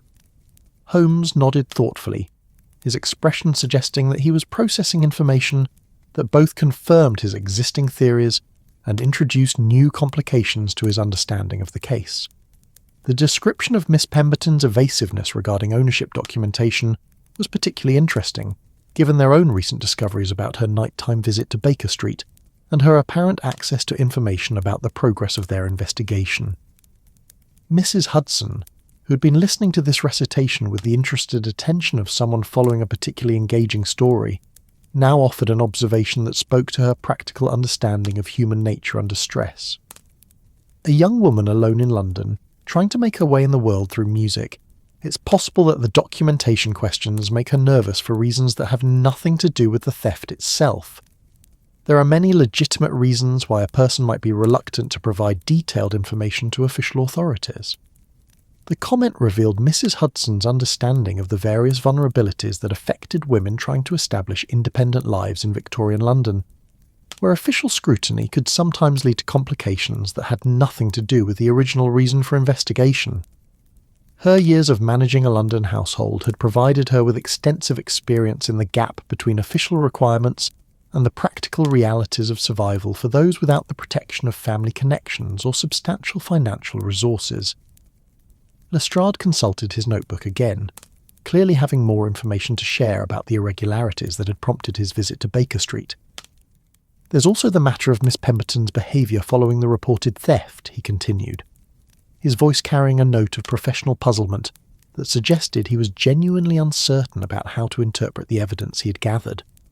Rather than remaining in London to assist with our investigation, she disappeared for 2 full days, claiming later that she had been visiting relatives in the countryside.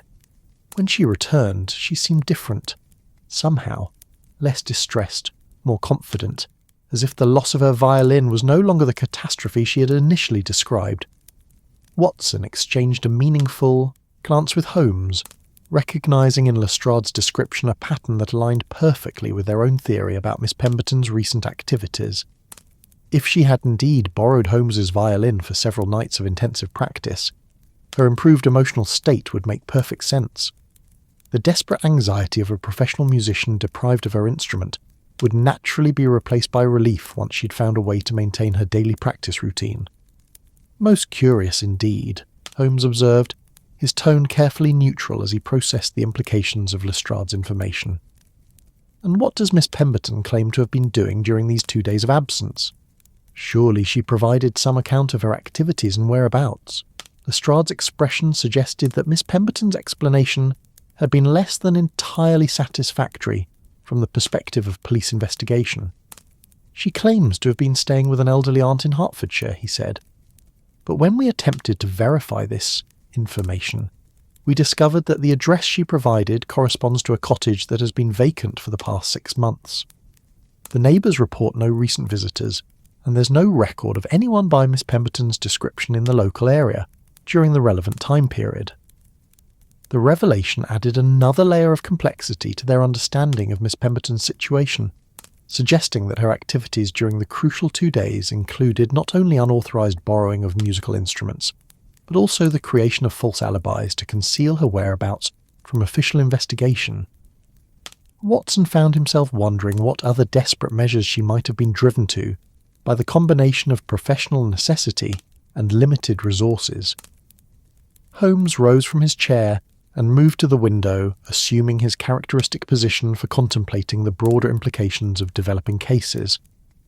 The morning light had grown strong and clear, and Baker Street below showed all the signs of London in full commercial swing, pedestrians hurrying about their business, carriages and omnibuses navigating the traffic, and the general air of purposeful activity that characterised the great city during its working hours.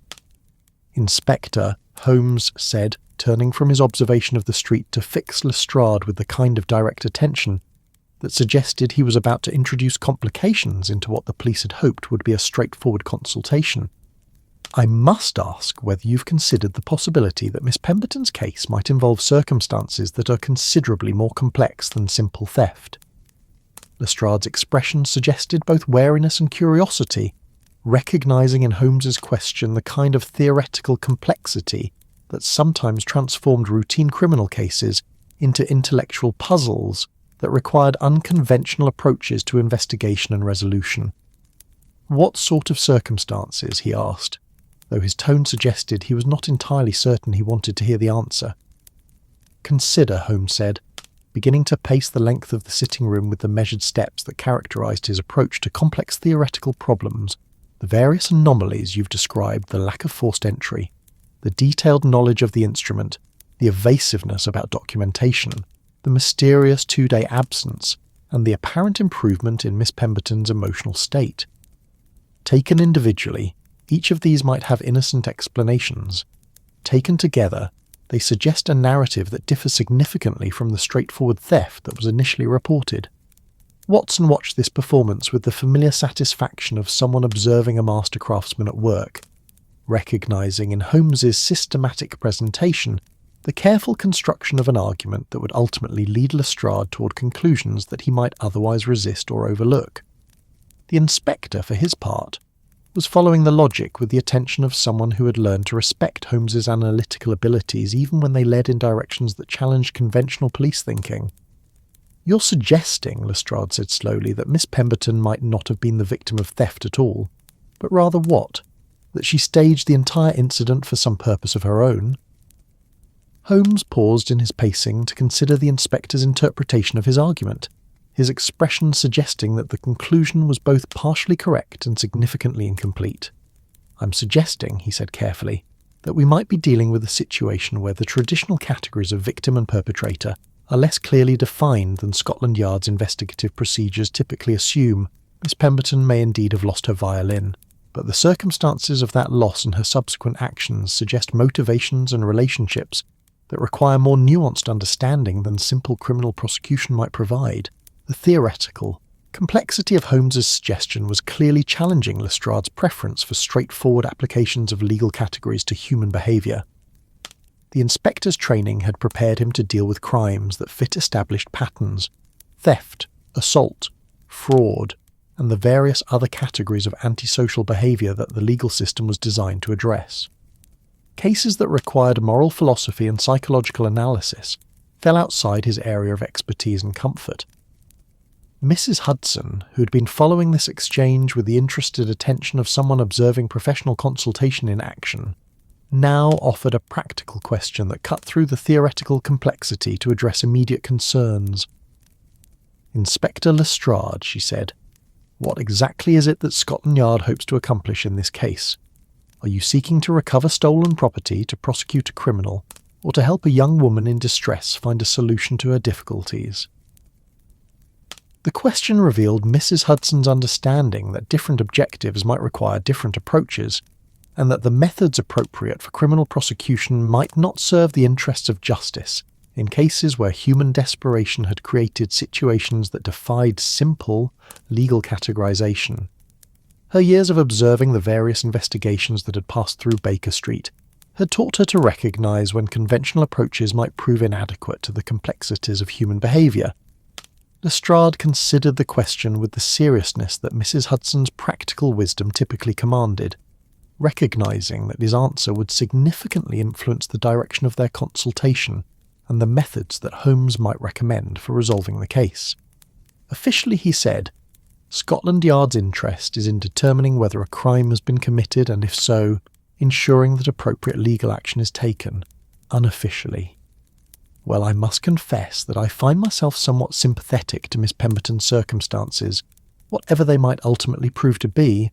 The admission revealed the human dimension of police work that official procedures sometimes obscured, the recognition that individual cases often involved people whose difficulties extended beyond the simple categories of legal and illegal behaviour.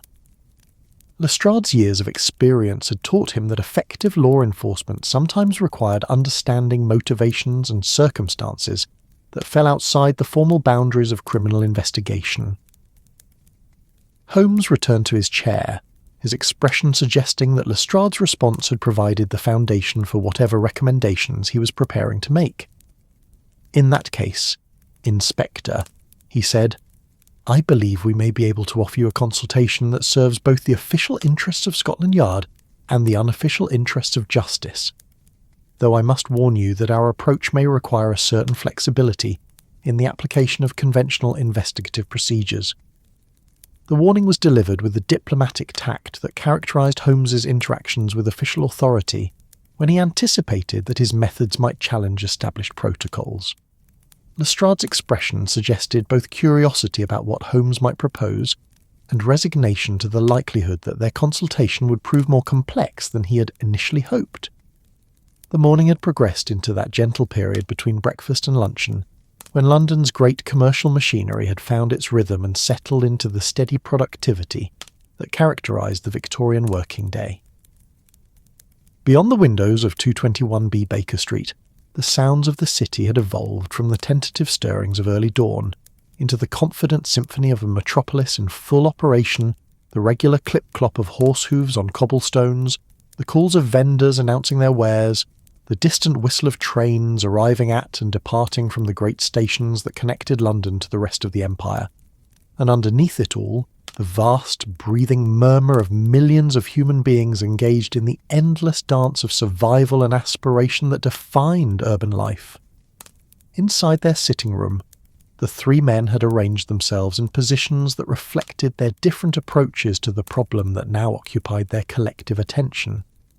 Holmes had resumed his characteristic stance by the window, his tall frame silhouetted against the clear morning light as he gazed out at the street below with the kind of focused attention that suggested he was processing information at levels that extended well beyond simple visual observation.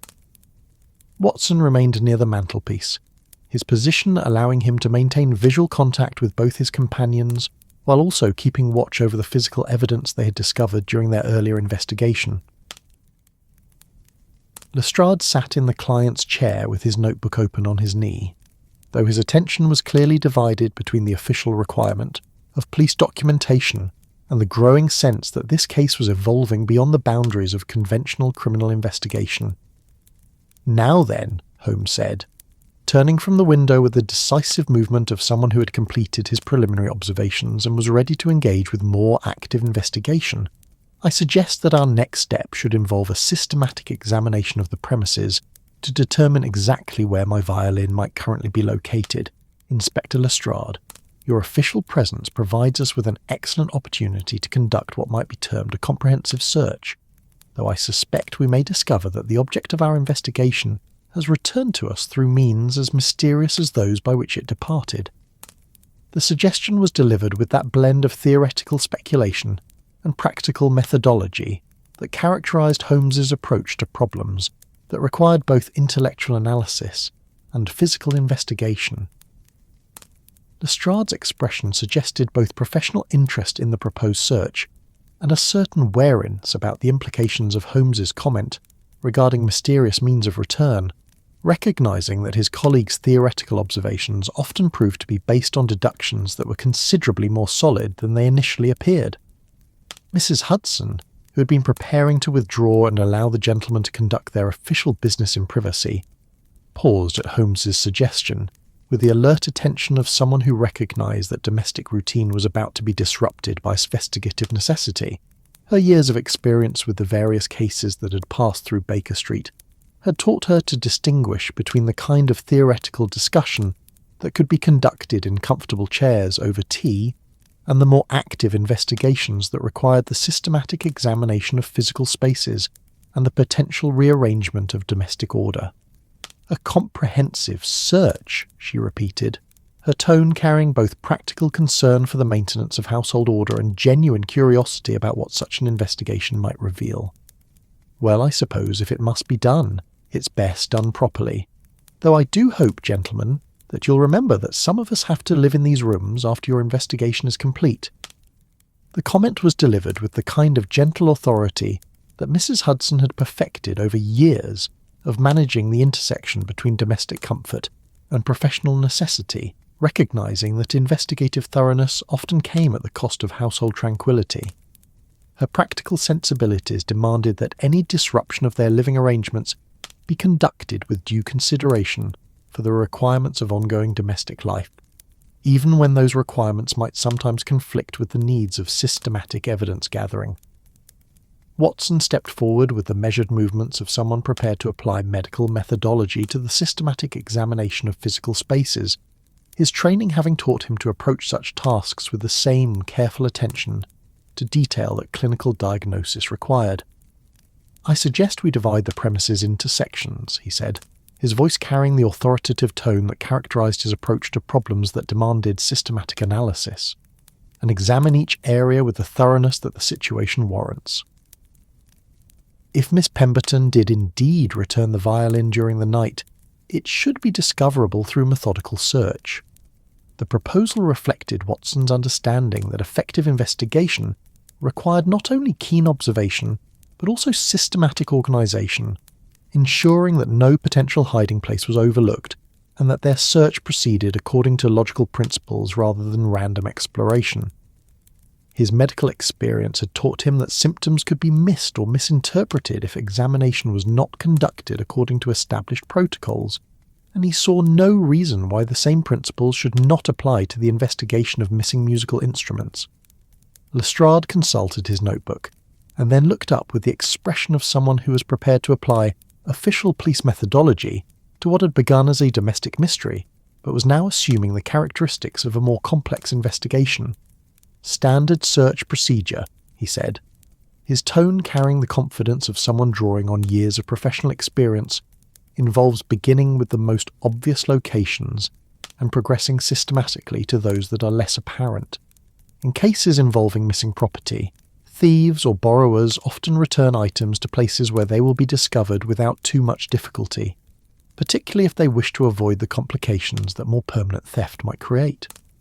The explanation revealed Lestrade's practical understanding of human psychology as it applied to criminal behaviour, recognising that not all illegal actions were motivated by the desire for permanent gain, and that circumstances sometimes drove people to temporary expedients that they hoped to reverse before consequences became too severe. His years of police work had provided him with extensive experience in the various motivations that could drive otherwise law-abiding citizens to acts that technically violated legal boundaries, while serving purposes that the actors themselves considered justified.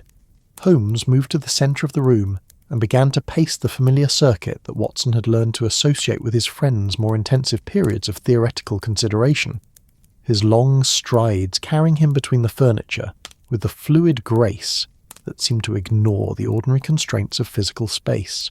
When he spoke, his voice carried the quality of someone who was simultaneously addressing his companions and working through the logical implications of their developing investigation. "We must remember," he said, his grey eyes bright with intellectual engagement, "that we are not simply searching for a missing object, but attempting to understand the motivations and methods of someone whose actions, while technically illegal, may spring from circumstances that complicate any simple application of legal categories." Miss Pemberton's behaviour, as described by Inspector Lestrade, and as suggested by our own morning's discoveries, indicates someone who is both desperate enough to take considerable risks and careful enough to minimise the potential consequences of her actions. The observation carried implications that extended beyond the immediate question of the violin's location to broader considerations of justice and the appropriate response to behaviour that existed in the grey areas between clearly legal and obviously criminal actions. Watson found himself studying his friend's expression, recognising the signs of the kind of complex moral reasoning that Holmes sometimes applied to cases where human motivation proved more interesting than simple questions of guilt or innocence. Mrs. Hudson moved to open the curtains more fully, allowing the strengthening morning light to illuminate the sitting room's various nooks and corners with a kind of clarity that systematic search would require. The increased illumination revealed details that the earlier, softer light had left in shadow, the accumulated dust patterns that spoke to the movement and placement of objects over time, the subtle wear marks on furniture that indicated regular use, and the small signs of disturbance that careful observation could interpret as evidence of unauthorised presence. If I might suggest, Mrs. Hudson said, her practical experience asserting itself in the face of the gentleman's more theoretical approach to investigation, we should begin with the areas where a violin might most naturally be placed near the piano, in the music cabinet, or perhaps in one of the cases or cupboards where such an instrument might be stored for safekeeping. Someone returning borrowed property would likely choose a location that seemed appropriate rather than simply dropping it anywhere. The suggestion reflected Mrs. Hudson's understanding of the domestic logic that governed the placement of household objects, recognising that people, even those engaged in unauthorised borrowing, typically acted according to patterns of behaviour that reflected their understanding of proper order and appropriate arrangement. Her years of maintaining household organisation had taught her to think like someone trying to restore objects to their rightful places, and she applied this knowledge to their current investigative challenge with the confidence of professional expertise. Watson began his systematic examination with the music cabinet, a modest piece of furniture that held Holmes's small collection of sheet music, several instruction books on musical theory and the various accessories that violin playing required extra strings, rosin, a spare bow, and the other items that any serious musician would accumulate over years of regular practice. The cabinet's drawers and compartments provided obvious hiding places for someone who wished to return a borrowed instrument without drawing immediate attention to the circumstances of its return. Nothing in the music cabinet, Watson reported after a thorough examination of each drawer and compartment, his medical training evident in the systematic way he checked every possible hiding place before moving on to the next area of investigation. Though I do notice that the rosin has been used recently, there are fresh particles on the cloth where it's kept, and the surface shows signs of recent application to bowstrings. The discovery provided additional confirmation of their theory about Miss Pemberton's nighttime activities, while also suggesting that whoever had borrowed the violin had been careful to maintain it properly during the period of unauthorised use. Watson found himself appreciating the consideration that such attention to the instrument's care represented recognising that someone truly desperate for access to a violin would naturally treat it with the respect that their professional relationship to music demanded. Lestrade had moved to examine the area around Holmes's desk, applying police methodology to the systematic investigation of the various papers, books and instruments that cluttered its surface in what appeared to be random arrangement, but which actually reflected the complex organisational system that Holmes had developed over years of consulting practice. The inspector's approach was thorough and methodical, checking behind books, beneath papers, and inside the various containers and boxes that held the accumulated evidence and correspondence of countless previous cases. "The desk area appears undisturbed," Lestrade announced, though his tone suggested that he was applying official standards of evidence to what was clearly a more domestic than criminal investigation. No sign of the violin, but considerable evidence of recent activity papers that have been moved and replaced, ink that has been used for writing, and what appears to be the remains of a late supper taken while working. Holmes paused in his pacing to observe Lestrade's methodical approach, with the kind of professional interest that characterised his attitude toward other people's investigative techniques, recognising that police training provided valuable skills that complemented his own more intuitive methods. "Inspector," he said, his voice carrying a note of genuine curiosity, "what does your experience suggest about someone who would take the trouble to borrow an instrument for practice, but also spend time examining the correspondence and case files of the person from whom they borrowed it?" The question touched on the psychological complexity that had emerged as a central element of their investigation, requiring Lestrade to move beyond simple categories of criminal behaviour to consider the more nuanced motivations that might drive someone to actions that combine desperation with careful planning, illegal entry with respectful treatment of property, and unauthorised borrowing with what appeared to be genuine research into related matters. Lestrade considered the question with the seriousness that Holmes's theoretical observations typically commanded, recognising that his colleagues' inquiries were rarely as simple as they initially appeared, but often led to insights that proved crucial to the resolution of complex cases. "In my experience," he said slowly, "that kind of behaviour suggests someone who is not simply opportunistic, but genuinely concerned about the broader implications of their actions. Someone who wants to understand not just whether their behaviour might be discovered, but how it might be interpreted and what consequences it might have for all parties involved." The analysis revealed Lestrade's growing sophistication in psychological observation, developed through years of dealing with criminal behaviour that often defied simple categorisation and demanded understanding of human motivation that extended beyond the boundaries of straightforward legal interpretation. Watson found himself nodding in agreement with the inspector's assessment, recognising in it the kind of practical wisdom that police experience could provide to complement more theoretical approaches to human behaviour.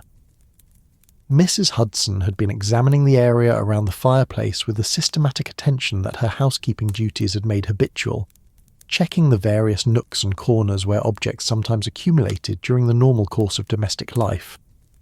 The fireplace itself provided numerous potential hiding places behind the coal scuttle, among the fire tools, in the small cupboards built into the surrounding masonry, and in the various other spaces that Victorian architecture had created for the storage of items related to the maintenance of domestic comfort. "Here's something interesting," Mrs. Hudson announced, her voice carrying the satisfaction of someone who had discovered evidence that confirmed her theoretical expectations. She was kneeling beside the fireplace, examining what appeared to be a small piece of paper that had been wedged behind the coal scuttle, in a position where it would be invisible to casual observation, but discoverable to anyone who conducted a systematic search of the area. The three men gathered around Mrs. Hudson with the focused attention of investigators examining potentially crucial evidence, though the domestic setting and the gentle morning light streaming through the windows gave their activities more the character of an interesting puzzle than a serious criminal investigation. Holmes knelt beside Mrs. Hudson with fluid grace, his long fingers carefully extracting the paper from its hiding place, with the delicate touch that years of handling evidence had taught him to apply to potentially fragile materials. "A note," Holmes announced, unfolding the paper with careful movements that suggested both scientific methodology and genuine concern for preserving whatever information it might contain, written in a feminine hand on paper of good quality, with ink that appears to be quite fresh. The watermark suggests stationery of the type that would be available at any reputable London supplier, though the particular shade of blue ink is somewhat unusual. Watson moved closer to examine the note over Holmes's shoulder, his medical training having taught him to observe details of handwriting and paper that might provide information about the writer's physical condition, emotional state, or circumstances of composition.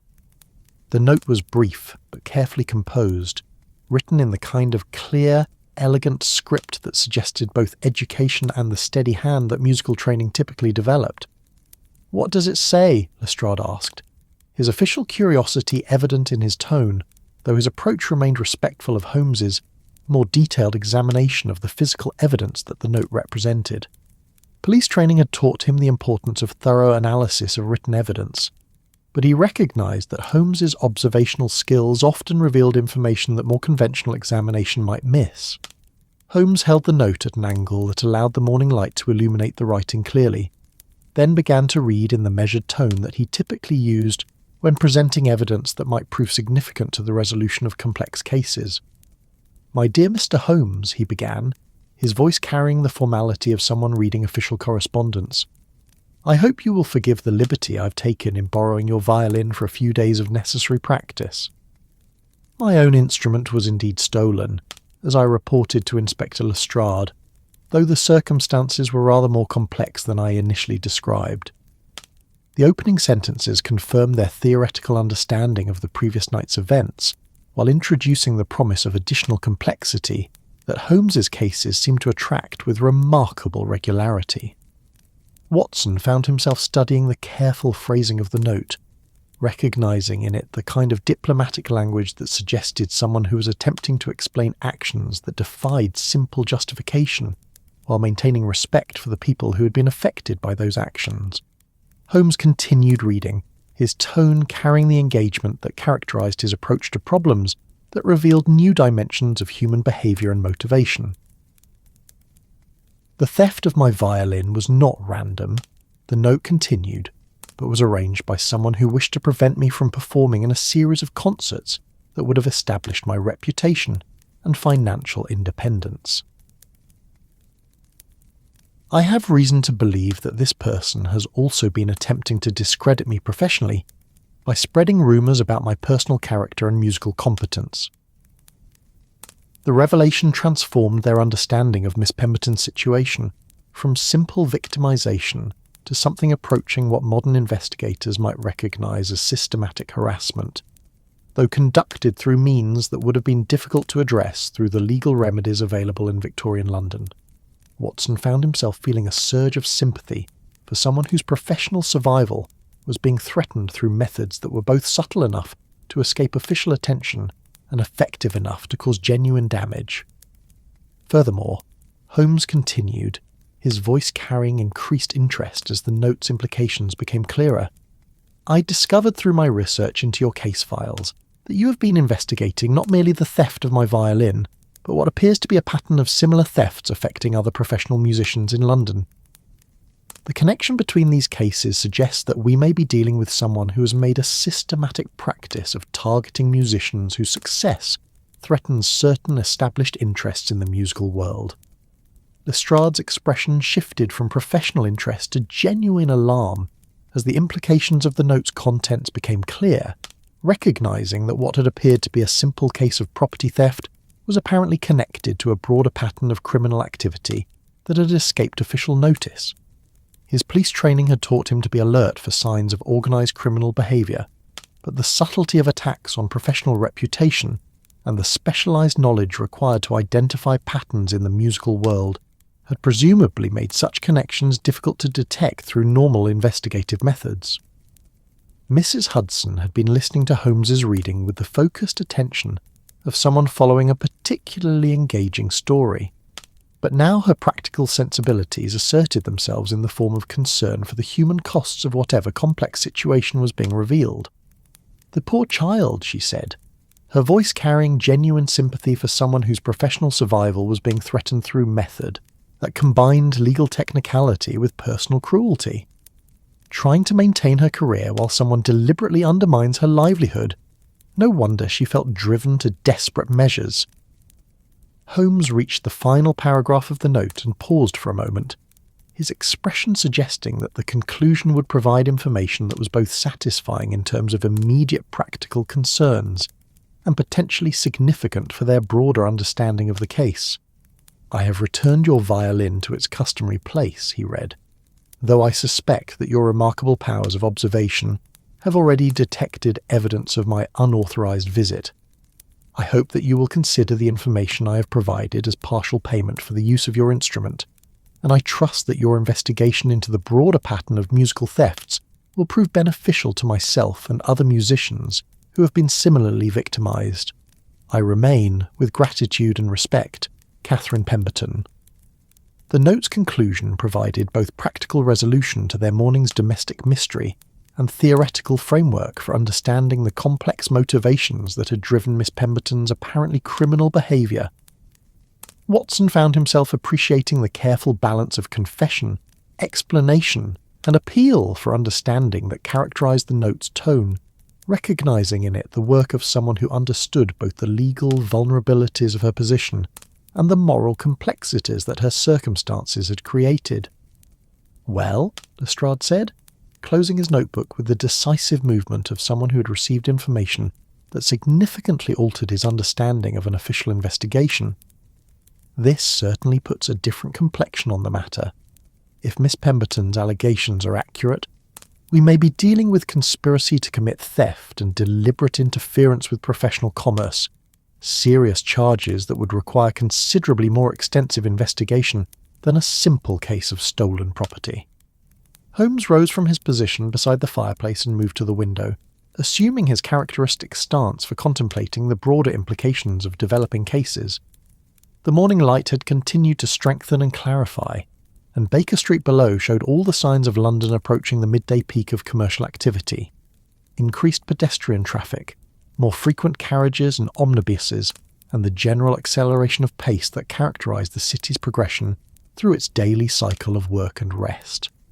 The question that now presents itself, Holmes said, his voice carrying the theoretical quality that emerged when he considered the problems that required both immediate practical resolution and longer-term strategic thinking, is how we should proceed with information that transforms a domestic mystery into what appears to be a significant criminal conspiracy, affecting multiple victims and potentially involving individuals with considerable influence in London's musical establishment.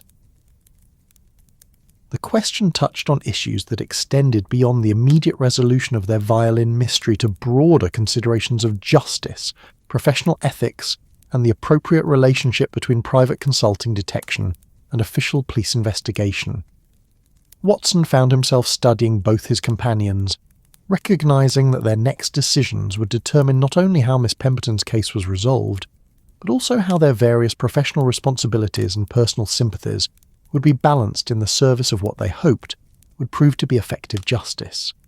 Mrs. Hudson had been gathering the evidence of their morning's investigation, the note, the various small items they had discovered during their search, and the accumulated observations that had transformed their breakfast conversation into something approaching a formal consultation.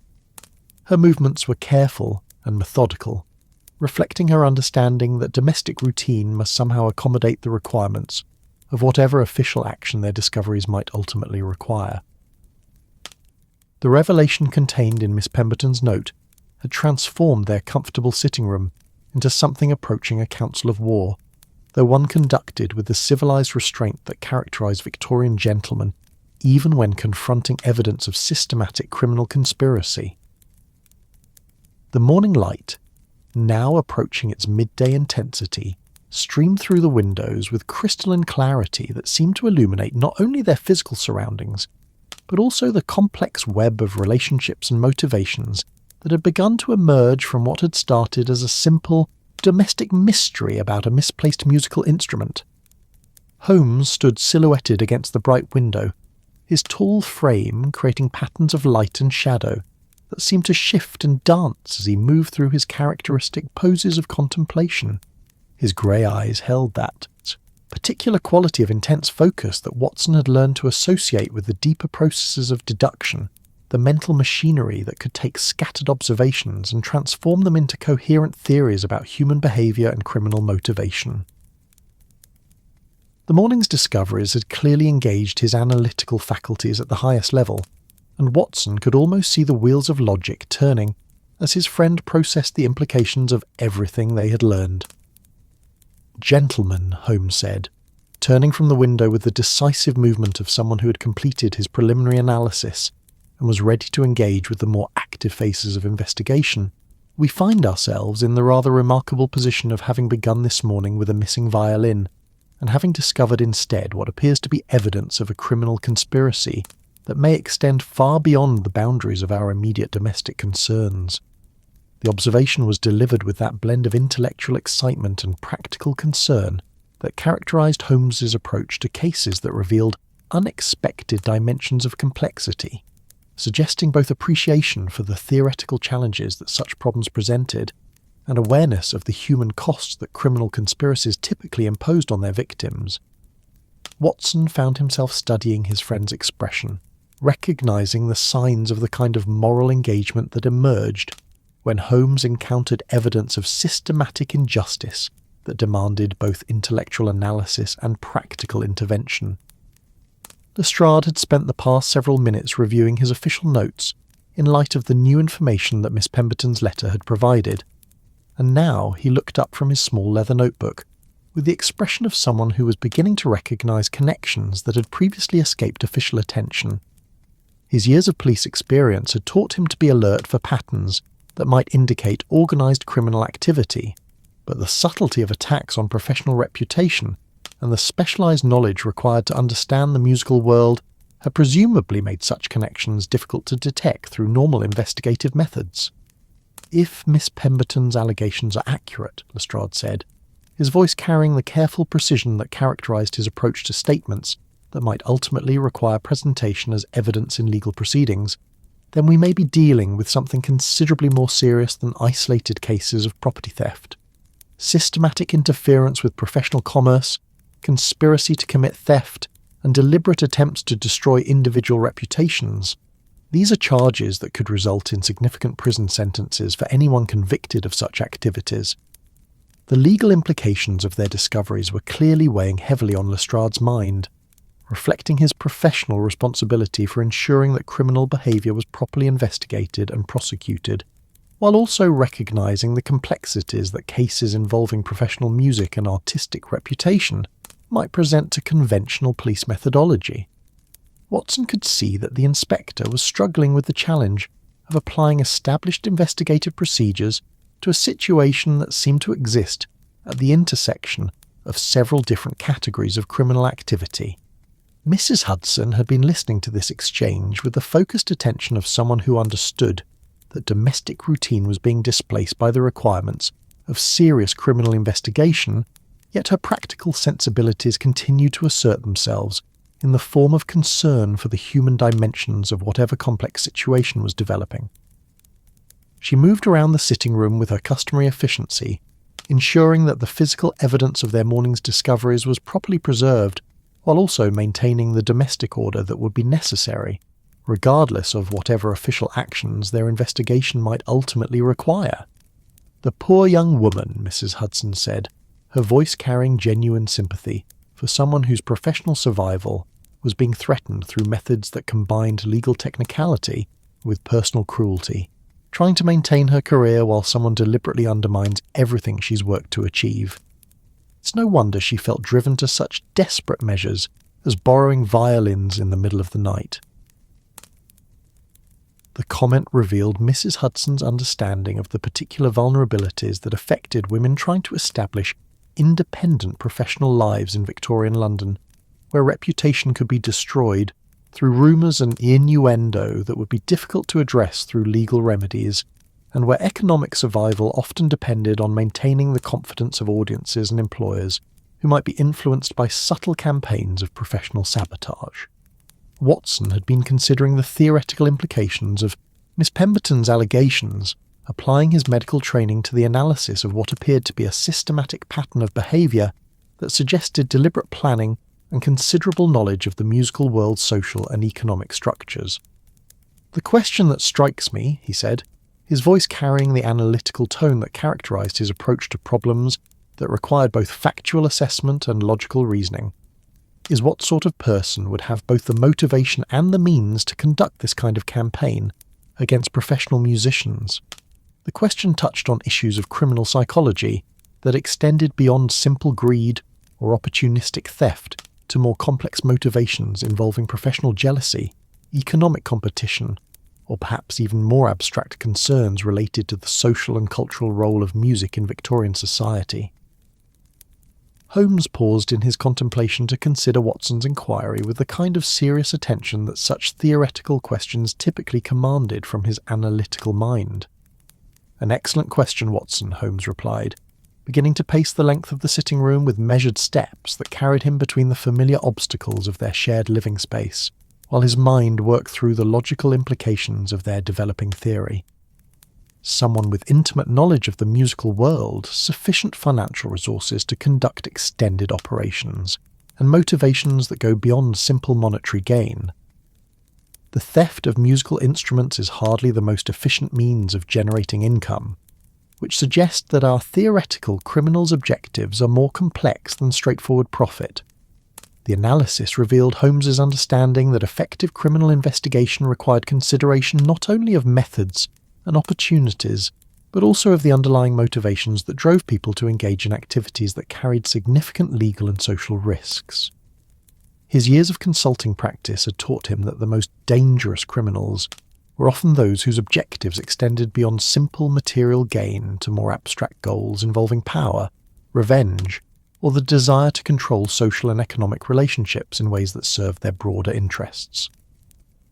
Lestrade consulted his notebook again, clearly organising his thoughts as he considered how the morning's discoveries might relate to other cases that had come to official attention through normal police channels.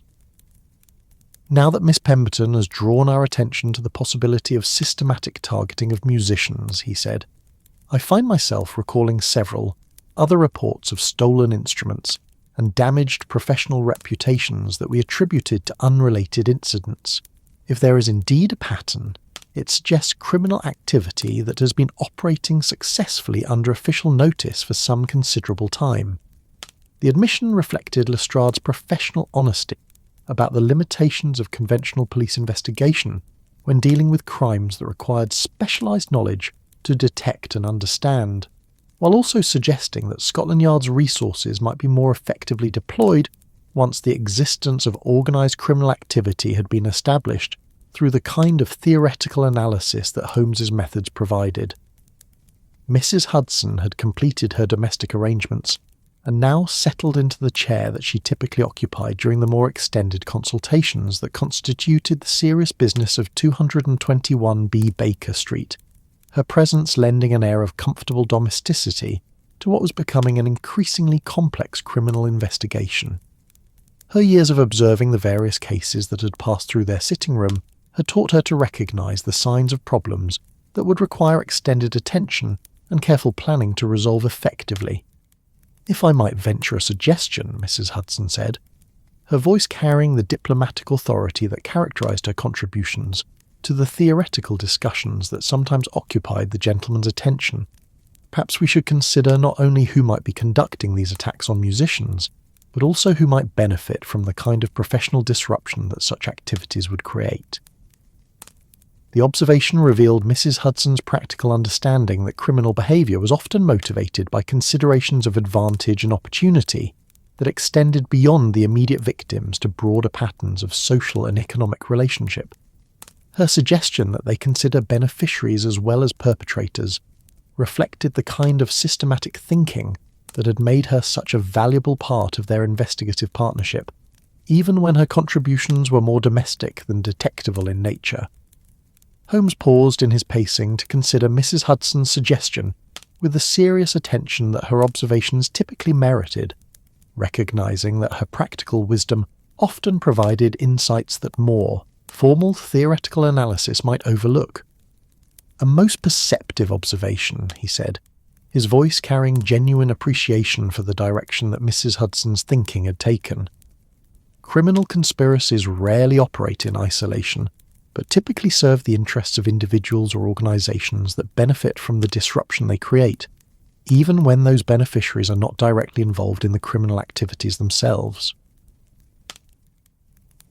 The theoretical framework that Mrs. Hudson had suggested opened new avenues for investigation that extended beyond the immediate question of who was stealing musical instruments to broader considerations of who might profit from the professional difficulties that such thefts would create for their victims. Watson found himself thinking about the economic structures that supported professional music in Victorian London, considering how disruption of individual careers might serve the interests of competing musicians, concert promoters, or other individuals whose success depended on controlling access to performance opportunities and audience attention. Consider, Holmes continued, his analytical faculties clearly engaged by the theoretical possibilities that Mrs. Hudson's suggestion had opened. The various ways that systematic attacks on professional musicians might serve someone's broader objectives, reduced competition for performance opportunities, increased control over the musical market, or perhaps even more abstract goals related to maintaining certain social hierarchies or preventing changes in the established order of musical society. The analysis suggested that their investigation might ultimately lead them into areas of Victorian social and cultural politics that extended well beyond simple criminal behaviour to more complex questions about power, influence, and the role of artistic achievement in challenging or maintaining established social relationships. Lestrade's expression suggested both fascination with the theoretical complexity of Holmes's observations and concern about the practical challenges that such an extended investigation might present to conventional police methodology. Watson had been considering the medical implications of systematic attacks on professional musicians, recognizing that the physical and emotional stress of losing both instruments and reputation would create health consequences that might provide additional evidence of the pattern that Miss Pemberton had identified. The effects of such a campaign, he observed, would extend beyond simple financial loss to include the kind of psychological damage that could permanently affect someone's ability to perform at professional levels. We may be dealing with someone who understands that destroying a musician's confidence is as effective as stealing their instruments. The medical perspective that Watson provided added another dimension to their understanding of the criminal conspiracy they were investigating, suggesting that the perpetrator possessed not only knowledge of the musical world's practical and economic structures, but also understanding of the psychological vulnerabilities that professional performers faced in maintaining the confidence and emotional stability that their careers required. Mrs. Hudson nodded thoughtfully at Watson's observation, her expression reflecting both appreciation for the medical analysis and concern for the human costs that such psychological attacks would impose on their victims. "It's a particularly cruel form of persecution," she said, "designed to make people doubt not only their professional competence, but their very right to pursue the work that gives their lives meaning and purpose." The comment revealed Mrs. Hudson's understanding of the deeper human dimensions of professional identity and the ways that attacks on someone's career could affect their fundamental sense of self-worth and social belonging. Her years of maintaining a household that served as both residence and workplace had given her particular insight into the relationships between professional success and personal well-being, and she recognized the devastating effects that systematic professional sabotage could have on individual lives. Holmes had moved to his desk and was examining some of the papers that had accumulated during recent weeks of consulting practice, clearly searching for connections that might relate to the pattern of criminal activity that Miss Pemberton's letter had identified. His long fingers moved delicately among the various documents and correspondence that constituted the business records of his detecting career, while his mind processed the implications of everything they had discovered during their morning's investigation. "Here," Holmes announced, extracting a small collection of papers from among the organised chaos of his filing system, "are 3 separate consultations that I initially considered unrelated, but which now appear to form part of a larger pattern.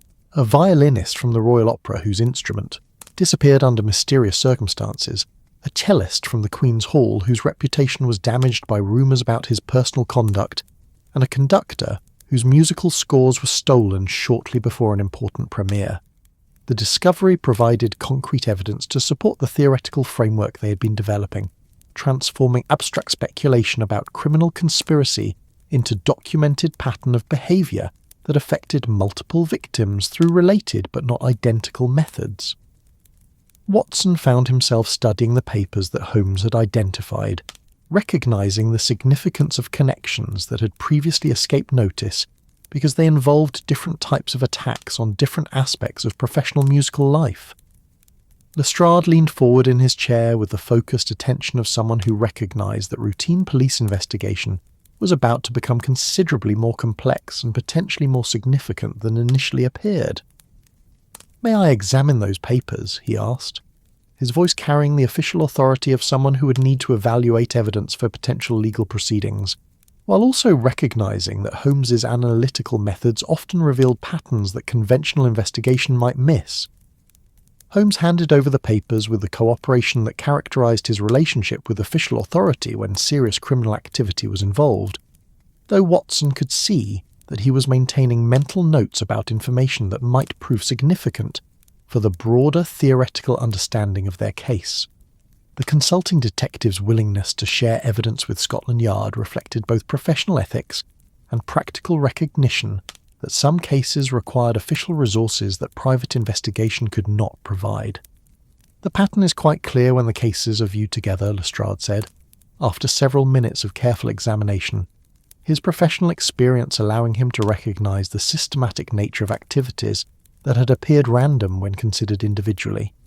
Different methods, different targets, but a consistent objective of disrupting professional musical careers through attacks that would be difficult to trace to a common source. The official confirmation of their theoretical analysis provided both satisfaction and concern. Satisfaction that their deductive reasoning had identified genuine criminal activity, but concern about the implications of a conspiracy that had operated successfully without official detection for what appeared to be an extended period of time. Watson found himself wondering how many other musicians might have suffered similar attacks without recognizing the systematic nature of their difficulties. Mrs. Hudson had been following this exchange with growing concern for the human costs of whatever criminal conspiracy they were uncovering, her practical sensibilities asserting themselves in the form of questions about how such activities could be stopped and their effects on victims minimized. How many people might be affected by this kind of systematic persecution? She asked, her voice carrying genuine worry about individuals whose professional lives were being destroyed through methods that would be difficult to address through conventional legal remedies. The question touched on the broader social implications of their discoveries, suggesting that their investigation had revealed not merely individual criminal acts, but a pattern of behaviour that threatened the stability and fairness of London's entire professional musical community. Holmes paused in his examination of evidence to consider Mrs. Hudson's inquiry with the serious attention that such fundamental questions typically commanded from his analytical mind. That, Holmes said, his voice carrying both intellectual engagement with the theoretical complexity of the problem and moral concern for its human dimensions, is precisely the question that our investigation must now address. If Miss Pemberton's allegations are accurate, and if the pattern that Inspector Lestrade has confirmed in our consultation records extends to other cases that have not yet come to our attention, then we may be dealing with criminal activity that affects dozens or possibly hundreds of professional musicians whose difficulties have been attributed to normal career challenges rather than systematic persecution. The scope of the potential conspiracy was clearly weighing heavily on everyone present, transforming their morning's domestic mystery into something that approached a major criminal investigation with implications for London's entire cultural community. Watson found himself thinking about the responsibility that such discoveries created, recognizing that their theoretical analysis had revealed problems that would require both official action and considerable resources to address effectively. The midday light streaming through their windows had reached that particular intensity that characterized London during the hours when the great city's commercial and cultural activities reached their daily peak, and the sounds from Baker Street below suggested that the normal rhythms of urban life continued undisturbed by whatever criminal conspiracies might be operating beneath the surface of visible society. Yet the contrast between the peaceful domesticity of their sitting room and the disturbing implications of their discoveries created a tension that seemed to charge the atmosphere with possibility and concern. "The question now," Lestrade said, closing his notebook with the decisive movement of someone who had received information that would require significant official action, is how we proceed with an investigation that appears to involve criminal conspiracy on a scale that will require resources considerably beyond what Scotland Yard typically deploys for cases of stolen property. The practical challenges of transforming their theoretical analysis into effective legal action were clearly considerable, involving not only the identification and prosecution of criminal behaviour, but also the development of methods for protecting potential future victims and addressing the damage that had already been inflicted on unknown numbers of professional musicians whose careers had been disrupted through systematic persecution. Holmes moved to the window and stood looking out at Baker Street with the contemplative expression that characterised his approach to problems that required both immediate practical resolution and longer-term strategic planning. The morning's investigation had revealed complexities that extended far beyond their original concern about a missing violin, yet the gentle rhythms of London life continued unchanged beyond their windows, creating a sense of both urgency about addressing criminal activity and perspective about the broader context within which such activities operated. "I believe," Holmes said, his voice carrying the thoughtful quality that emerged when he considered problems requiring both analytical precision and moral judgment, that our next step must involve direct consultation with Miss Pemberton herself. Her knowledge of the musical world's social and economic structures, combined with her personal experience of systematic persecution, may provide the insights we need to understand both the scope of this conspiracy and the most effective methods for addressing its effects. The suggestion represented both practical investigative necessity and recognition that their theoretical analysis, however sophisticated, required validation through direct engagement with someone who had experienced the criminal activities they were attempting to understand. Watson found himself appreciating the balance that Holmes had achieved between intellectual investigation and human concern, recognizing that effective justice would require both analytical precision and compassionate understanding of the conspiracy's impact on individual lives. The afternoon light that filtered through the windows of 221B Baker Street had acquired that golden quality that characterized London during the hours when the great city began its slow transition from the purposeful energy of midday commerce toward the gentler rhythms of evening domesticity. The sounds from the street below had shifted subtly, to fewer urgent footsteps of people hurrying to business appointments, more leisurely conversations of those who'd completed their daily obligations and were beginning to consider the pleasures of rest and reflection that the approaching evening would provide.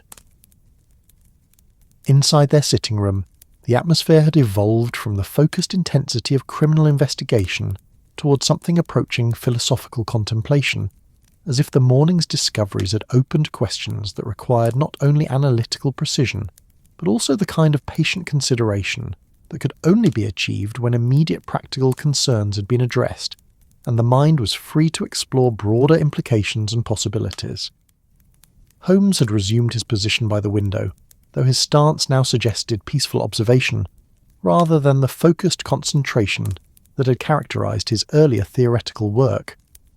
His grey eyes moved across the familiar landscape of Baker Street with the kind of gentle attention that recognized beauty in ordinary things, the way afternoon light caught the edges of Georgian architecture, the comfortable patterns of pedestrian movement that spoke to lives lived according to established routines, the small signs of seasonal change that marked the passage of time even in the heart of London's urban intensity.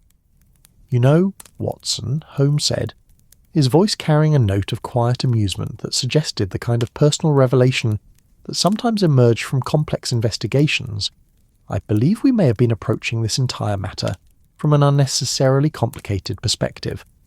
While we have been developing theories about criminal conspiracies and systematic persecution, the solution to our immediate domestic mystery may prove to be considerably simpler than our analytical efforts have suggested." The observation was delivered with that characteristic blend of intellectual humility and gentle irony that emerged when Holmes recognized that his formidable analytical powers had perhaps been applied to problems that required more straightforward approaches than theoretical complexity might initially suggest. Watson looked up from his own contemplation of the evidence they had gathered, recognizing in his friend's tone the signs of insight that often preceded the resolution of cases through methods that seemed obvious only in retrospect.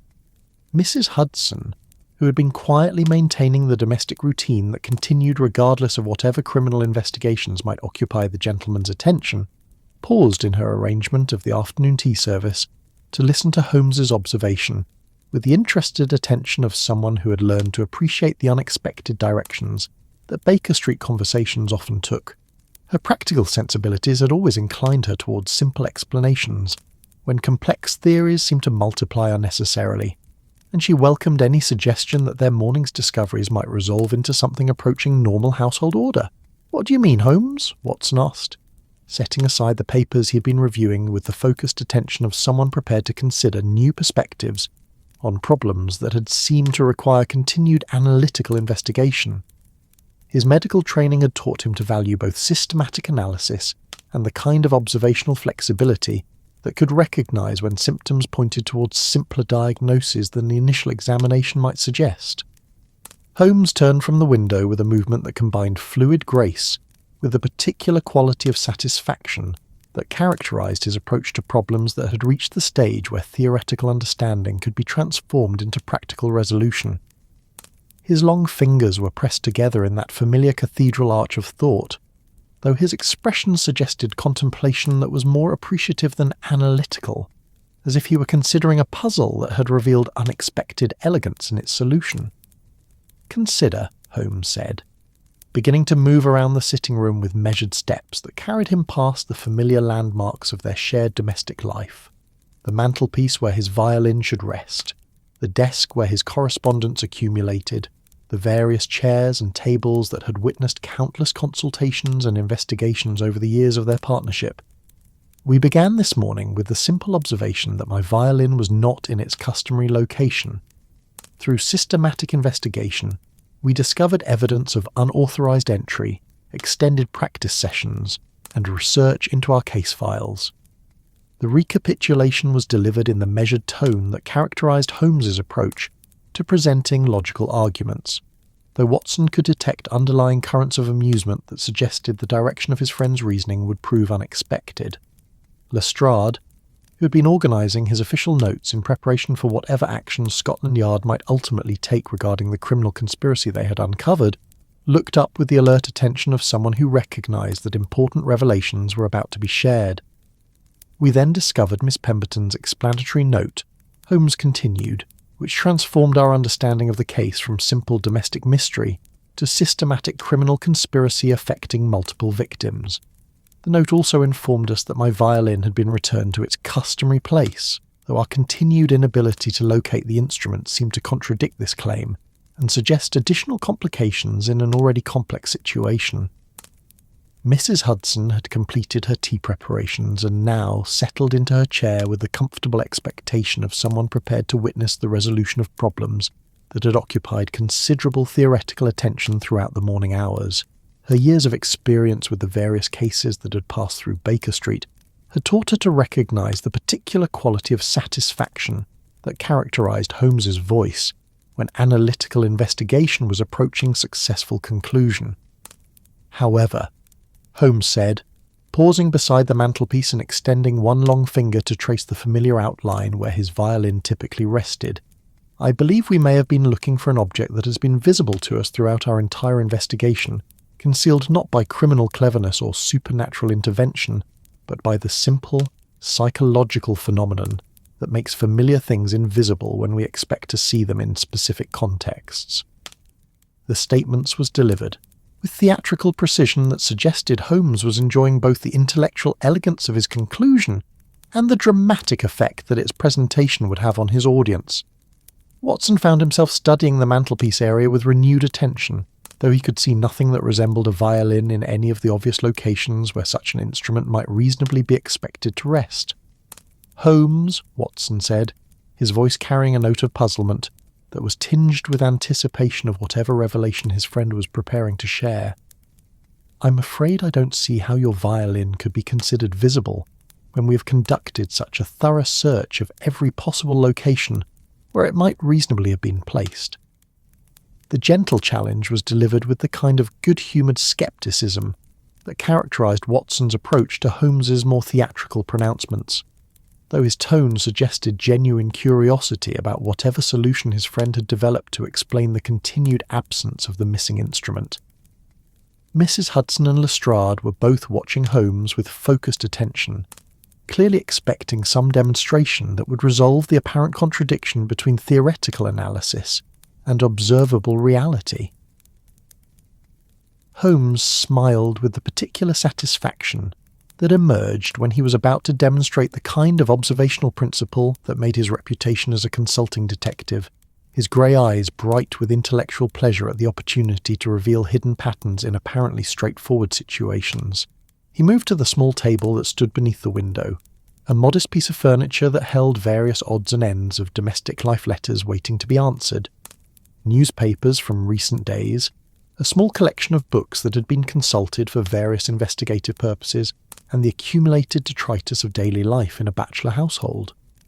"Watson," Holmes said, his voice carrying that note of gentle instruction that emerged when he was demonstrating observational principles to his friend and colleague, "would you be so kind as to describe what you see on this table, not what you expect to see, or what you remember having seen in the past, but what is actually present at this moment?" The request was delivered with the kind of pedagogical authority that suggested Holmes was using their domestic mystery as an opportunity to illustrate broader principles about observation and assumption that applied to detective work more generally. Watson approached the table with the systematic attention that medical training had made habitual, though he was clearly uncertain about what specific observation Holmes expected him to make. "I see the usual accumulation of daily correspondence," Watson reported, his voice taking on the precise tone that characterized his approach to systematic description. "Several newspapers from the past week, 3 books that appear to be related to recent cases, a brass letter opener, a small ceramic dish that holds various small objects, buttons, coins and other miscellaneous items," and he paused, his voice trailing off as his medical training in systematic observation began to reveal details that more casual inspection had failed to detect. "Yes," Holmes prompted, though his tone suggested that Watson was approaching the kind of recognition that would resolve their morning's mystery through the simple application of careful attention to physical reality rather than continued theoretical speculation. "And what appears to be a violin case," Watson continued, his voice carrying a note of surprise that suggested he was genuinely startled to discover an object that had been present throughout their investigation, but had somehow escaped conscious notice, positioned in such a way that it blends with the other items on the table and appears to be simply another piece of domestic miscellany, rather than a musical instrument container. Mrs. Hudson rose from her chair with the alert movement of someone who recognized that domestic mystery was about to be resolved through the kind of simple observation that her housekeeping experience had taught her to value above complex theoretical analysis. She moved to examine the table with the focused attention of someone who was simultaneously vindicated in her preference for straightforward explanations and genuinely curious about how a violin case had managed to remain invisible during hours of systematic search. "Well, I'll be," Mrs. Hudson said, her voice carrying both amusement and relief at the discovery that their morning's investigation had concluded with domestic order restored rather than continued mystery. "There it is, sitting exactly where anyone might reasonably place a violin case for temporary storage, but somehow invisible, because we were expecting to find it in its more formal resting place." Lestrade had joined the small group gathered around the window table, his police training evident in the systematic way he examined the violin case and its position relative to the other objects that shared the table's surface. His expression suggested both professional interest in the observational principles that Holmes had demonstrated and personal satisfaction at the resolution of what had threatened to become a considerably more complex official investigation. "The case has been positioned," Lestrade observed, "in such a way that it appears to be simply part of the normal arrangement of domestic objects, camouflaged by context rather than concealed through deliberate hiding." Miss Pemberton clearly understood that the most effective way to return borrowed property was to place it where it would eventually be discovered through normal household routine rather than drawing attention to the circumstances of its return. The analysis revealed Lestrade's growing appreciation for the psychological subtleties that distinguished effective criminal behaviour from simple law-breaking. Recognizing that Miss Pemberton's approach to returning the violin demonstrated the kind of thoughtful planning that had characterized her entire interaction with their domestic mystery. Her method had been designed to restore the instrument to its owners while minimizing the potential complications that more dramatic or obvious returns might have created. Holmes opened the violin case with the careful movements of someone handling familiar objects that had been temporarily displaced from their normal contexts, his long fingers moving with practiced efficiency as he examined the instrument for any signs of damage or alteration that might have resulted from its period of unauthorized use. The violin itself appeared unchanged from his memory of its condition, the varnish still glowing with the warm honey colour that characterized fine old instruments, the strings properly tuned and tensioned, the bow resting in its customary position within the case's silk-lined interior. "Perfect condition," Holmes announced, his voice carrying both satisfaction at the instrument's safe return and appreciation for the care that had been taken during its period of borrowing, and actually improved in some respects. "The strings have been recently tuned, the bow has been properly treated with rosin, and the entire instrument shows signs of having been played regularly and with considerable skill. The observation revealed the professional respect that Miss Pemberton had shown for the instrument during her period of unauthorised use, treating it not as stolen property to be exploited carelessly, but as a fellow musician's treasured tool that deserved the same careful attention that she would have given to her own violin. Watson found himself appreciating both the practical necessity that had driven her to borrowing and the ethical sensitivity that had governed her treatment of the borrowed instrument. Mrs. Hudson had returned to her tea preparations, though her movements now carried the satisfied efficiency of someone who had witnessed the successful resolution of domestic disruption and could return to normal household routine with the comfortable assurance that order had been restored. The afternoon light streaming through their windows seemed to have acquired additional warmth and clarity, as if the resolution of their morning's mystery had somehow improved the quality of illumination that blessed their sitting room. So, Watson said, settling into his chair with the relaxed satisfaction of someone whose systematic investigation had ultimately proved successful, even though the solution had emerged through observational rather than deductive methods.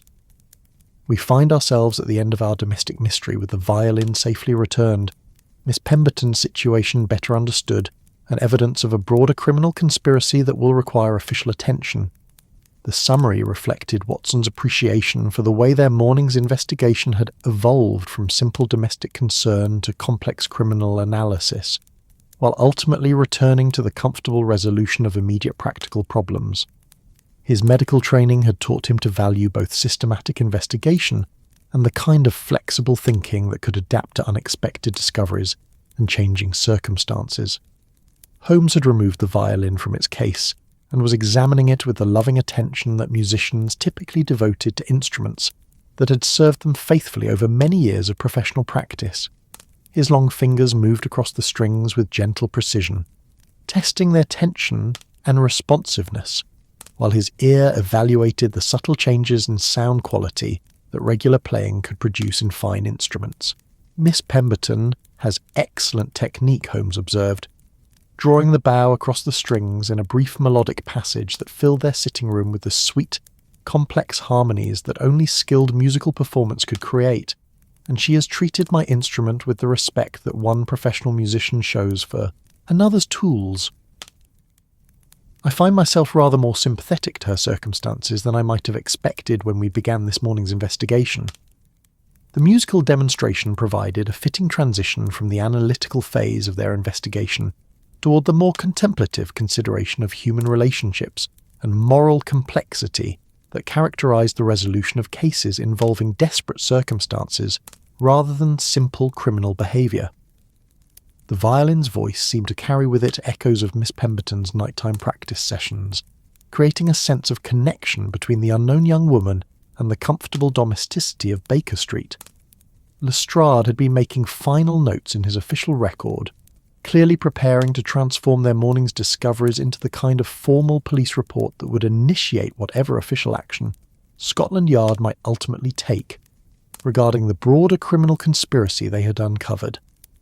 His expression suggested both satisfaction at the resolution of immediate concerns and awareness of the considerable work that would be required to address the systematic persecution that Miss Pemberton had identified.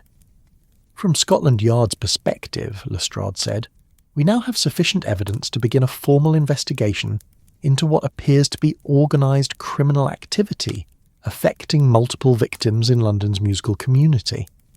Miss Pemberton's case will serve as the foundation for broader inquiries that may ultimately protect dozens of other professional musicians from similar persecution. The official perspective that Lestrade provided offered hope that their morning's investigation would ultimately serve purposes that extended well beyond the resolution of domestic mystery to include genuine protection for vulnerable members of London's artistic community. Watson found himself appreciating the way their simple concern about a missing violin had evolved into something approaching a public service that could benefit people they had never met but whose professional survival was threatened by the same criminal conspiracy that had driven Miss Pemberton to desperate measures. Mrs. Hudson had finished her tea preparations and was now arranging cups and saucers with a comfortable efficiency that transformed any gathering into a properly civilized social occasion, regardless of whatever business concerns might have occupied the participants' attention. Her movements carried the satisfied quality of someone who had witnessed problems resolved through the application of practical wisdom combined with systematic investigation, though she was clearly pleased that domestic order had been restored without permanent disruption to household routine.